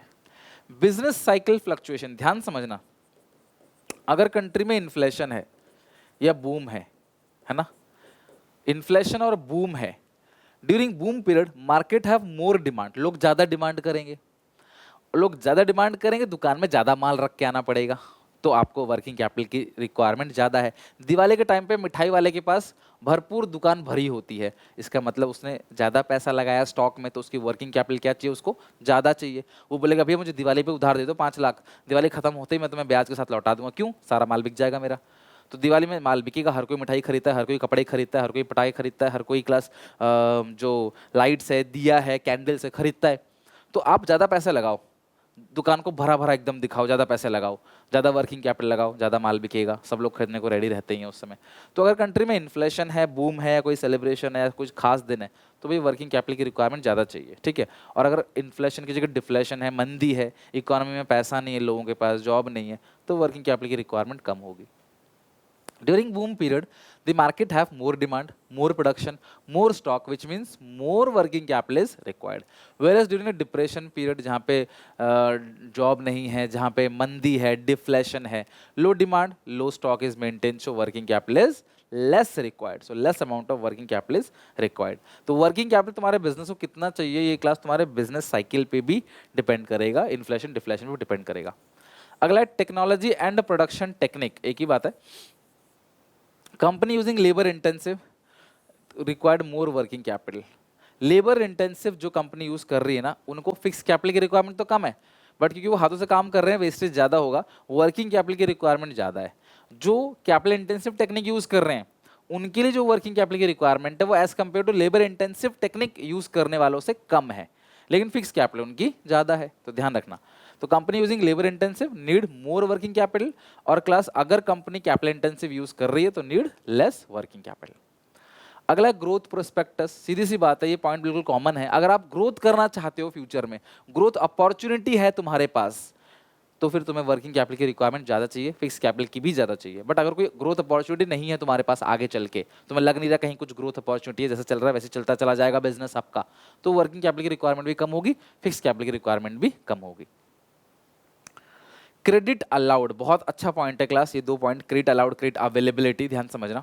If a company is allowed credit facility, अगर मान लो एक कंपनी है जो ग्राहकों को उधार देती है, चलो ले लो उधार, ले लो उधार, तो अब हमने तो सबको उधार दे दिया, पर हम माल कहाँ से लाएंगे, तो हमें वर्किंग कैपिटल की रिक्वायरमेंट ज़्यादा होगी। क्यों, हमने तो उधार दिया है, उनसे पैसा 3 महीने में आएगा, हमें तो आज ही माल खरीद के रखना है दुकान में, तो हमें वर्किंग कैपिटल ज़्यादा चाहिए। लेकिन अगर हमें एक ऐसी कंपनी जो क्रेडिट नहीं दे रहे, उधार नहीं देंगे, भैया नगद लाओ नगद लाओ, तो हमारे पास पैसा आ गया तो हम तुरंत खरीद के लिए आएंगे अपने माल को, कच्चा माल जो भी है, रॉ मटेरियल जो भी हम खरीद के लिए आएंगे, तो हमें क्लास किसी से वर्किंग कैपिटल उधार नहीं लेना पड़ेगा। तो वो कंपनी जो उधार देती है लोगों को, भैया उन्हें उधार लेके माल खरीदना पड़ेगा, उनको वर्किंग कैपिटल की रिक्वायरमेंट ज़्यादा होगी। और जो कंपनी उधार ही नहीं देती, कहते नहीं भैया नगद, तो भैया उनके पास हाथ में पैसा आता है तो उनको उतना माल खरीद के लेके आना है, तो उन्हें वर्किंग कैपिटल की रिक्वायरमेंट कम होगी, वो उसी पैसे से खरीद लेंगे, है कि नहीं। So if a company is allowed credit facility to its customer, then it require more working capital. Whereas if company not allowed credit facility to its customer, then it require less working capital. Because in that case, company can arrange fund from cash sales. तो cash sales से arrange हो जाता है, ये उसकी payment कर देते हैं, इन्हें working capital कम चाहिए। लैंग्वेज देख रहे हो, बिल्कुल सिंपल लैंग्वेज आपके लिए रखी हुई है, ताकि आप जब लिखोगे एग्जामिनेशन में, हेडिंग याद करो, अंदर का अपने आप लिखो। हेडिंग भी इसलिए याद करना है कि केस स्टडी पढ़ के समझना पड़ेगा कि हेडिंग क्या मांग रहा है। क्रेडिट अवेलेबिलिटी, अगर मैं एक ऐसा बिजनेसमैन हूं, मुझे इजीली उधार मिल जाता है, तो मुझे वर्किंग कैपिटल रिक्वायरमेंट कम है, मैं बैंक से लोन लेके माल नहीं खरीदूंगा, मुझे उधार मिल जाता है। लेकिन अगर मुझे उधार नहीं मिलता है, मुझे कोई उधार नहीं देता, तो मेरी मजबूरी है भैया, फिर मुझे क्या करना पड़ेगा, लोन लेना पड़ेगा, नहीं वर्किंग कैपिटल की रिक्वायरमेंट बढ़ेगी, मुझे पैसों की रिक्वायरमेंट बढ़ेगी। If a company can avail long term credit facility from its supplier, then it require less working capital. अगर मुझे लॉन्ग टर्म के लिए उधार मिल जाता है, तो भैया मैं माल बेच के पेमेंट कर दूंगा, मुझे बैंक से लोन लेना नहीं पड़ेगा, वर्किंग कैपिटल की रिक्वायरमेंट कम होगी। Whereas if credit is not avail और avail for a short term, मुझे उधार नहीं मिलता है, बहुत कम समय के लिए मिलता है, तो भैया फिर मुझे वर्किंग कैपिटल की रिक्वायरमेंट क्या होगी, रिक्वायर ई क्लास लेस नहीं मोर है, require more amount of working capital. Class ये थोड़ा टाइपिंग मिस्टेक है, ये लेस तो ये था, ये मोर है। अब प्रैक्टिकली तुम समझो, मान लो क्लास मुझे लंबे समय के लिए उधार मिल गया, तो मैं बैंक से उधार क्यों लूंगा, मैं उस माल को बेच के पेमेंट कर दूंगा, जिससे मैंने उधार माल खरीदा है, सप्लायर से माल खरीदा है। दिल्ली वाले मुझे माल उधार दे देते हैं, सारा दुकान का स्टॉक जो है, कहते हैं तुम बेचो फिर पैसे दे देना, तो मैं बैंक से क्यों जाऊंगा उधार लेने, वर्किंग कैपिटल की रिक्वायरमेंट कम होगी मेरे को। लेकिन अगर मुझे उधार नहीं दे रहे, तो मैं बैंक के पास जाऊंगा, वर्किंग कैपिटल की रिक्वायरमेंट है, मतलब पैसे चाहिए मुझे, मैं उनसे लेके आऊंगा, फिर मैं इनको दूंगा, तो वर्किंग कैपिटल की रिक्वायरमेंट ज़्यादा हो गई। तो अगर एक कंपनी को मिल जाता है लॉन्ग टर्म के लिए क्रेडिट, तो उसे वर्किंग कैपिटल नहीं चाहिए, फिर नहीं मिलता तो क्लास वर्किंग कैपिटल क्या चाहिए, ज़्यादा चाहिए। नेक्स्ट है availability of raw material. Sometime unavailability of raw material or lack of supply of raw material, a producer need to maintain large amount of stock of raw material, so it required more working capital. ध्यान समझना, अगर हम लोगों को raw material कहीं पे भी नहीं मिल रहा है, मुझे पता है कि यार ये माल खत्म हो गया, ये माल दोबारा नहीं आएगा, तो मुझे दुकान में भर भर के वो माल रखना पड़ेगा, क्योंकि मुझे पता है बाद में नहीं मिलेगा वो, तो मुझे वर्किंग कैपिटल ज़्यादा चाहिए। तो अगर आपको रॉ मटेरियल इजीली अवेलेबल नहीं हो रहा है, डिफिकल्ट है रॉ मटेरियल को लेके आना, तो कल को हमारा काम धंधा बंद ना हो जाए कहीं रॉ मटेरियल ना मिलने की वजह से, तो हम वर्किंग कैपिटल ज़्यादा रखेंगे। और लेकिन अगर आपको आसानी से रॉ मटेरियल मिल जाता है, यार ठीक है ले आएंगे कल ले आएंगे, थोड़ा माल खत्म होगा फिर ले आएंगे, तो वर्किंग कैपिटल की रिक्वायरमेंट आपको फिर कम चाहिए, ठीक है। Whereas if there is no fear of shortage, कोई डर नहीं कि कल को माल खत्म हो जाएगा, तो क्लास आप आसानी से लेस स्टॉक मेंटेन करोगे तो वर्किंग कैपिटल की रिक्वायरमेंट भी कम होगी। एक्सटेंट ऑफ कंपटीशन, सीधी सी बात है, कंपटीशन अगर ज़्यादा है तो वर्किंग कैपिटल भी ज़्यादा लगेगा। क्यों? कंपटीशन ज़्यादा है, लोगों ने माल भर भर के रख रखा है, बहुत कंपटीशन, अगर मेरी दुकान में माल नहीं रहेगा तो ग्राहक चला जाएगा, छोड़ के चला जाएगा, तो कंपटीशन बहुत है, तो मुझे वर्किंग कैपिटल ज़्यादा रखना पड़ेगा, मुझे ज़्यादा वर्किंग कैपिटल चाहिए होगा, मुझे ज़्यादा माल दुकान के अंदर भर के रखना पड़ेगा। गली मोहल्ले में अगर एक ही दुकान है ना, तो जो भी अगर आज माल नहीं है तो ग्राहक कल आके आपसे लेगा, मजबूरी है ग्राहक की। लेकिन 10 दुकानें हैं तो तुम्हें दुकान के अंदर माल भर के अच्छे से रखना पड़ेगा, ताकि ग्राहक आए तो उससे सामान मिले, नहीं तो किसी और से ले लेगा, बार बार फिर उसी से लेगा, तुम्हारा नुकसान है।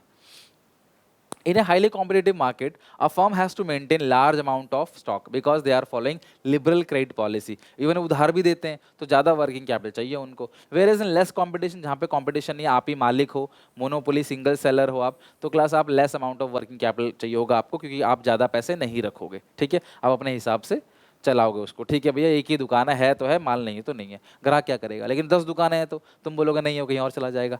इसीलिए अगर कंपटीशन ज़्यादा है तो वर्किंग कैपिटल आपको ज़्यादा चाहिए, वर्किंग कैपिटल की रिक्वायरमेंट ज़्यादा है, कंपटीशन नहीं है तो वर्किंग कैपिटल की रिक्वायरमेंट कम है। ओके, चलो फाइनली हमने क्लास अपने इस चैप्टर को भी पूरी तरीके से ख़त्म कर दिया। आई होप आप भी क्लास इसको अच्छे से लर्न करके पढ़ के समझ के आओगे।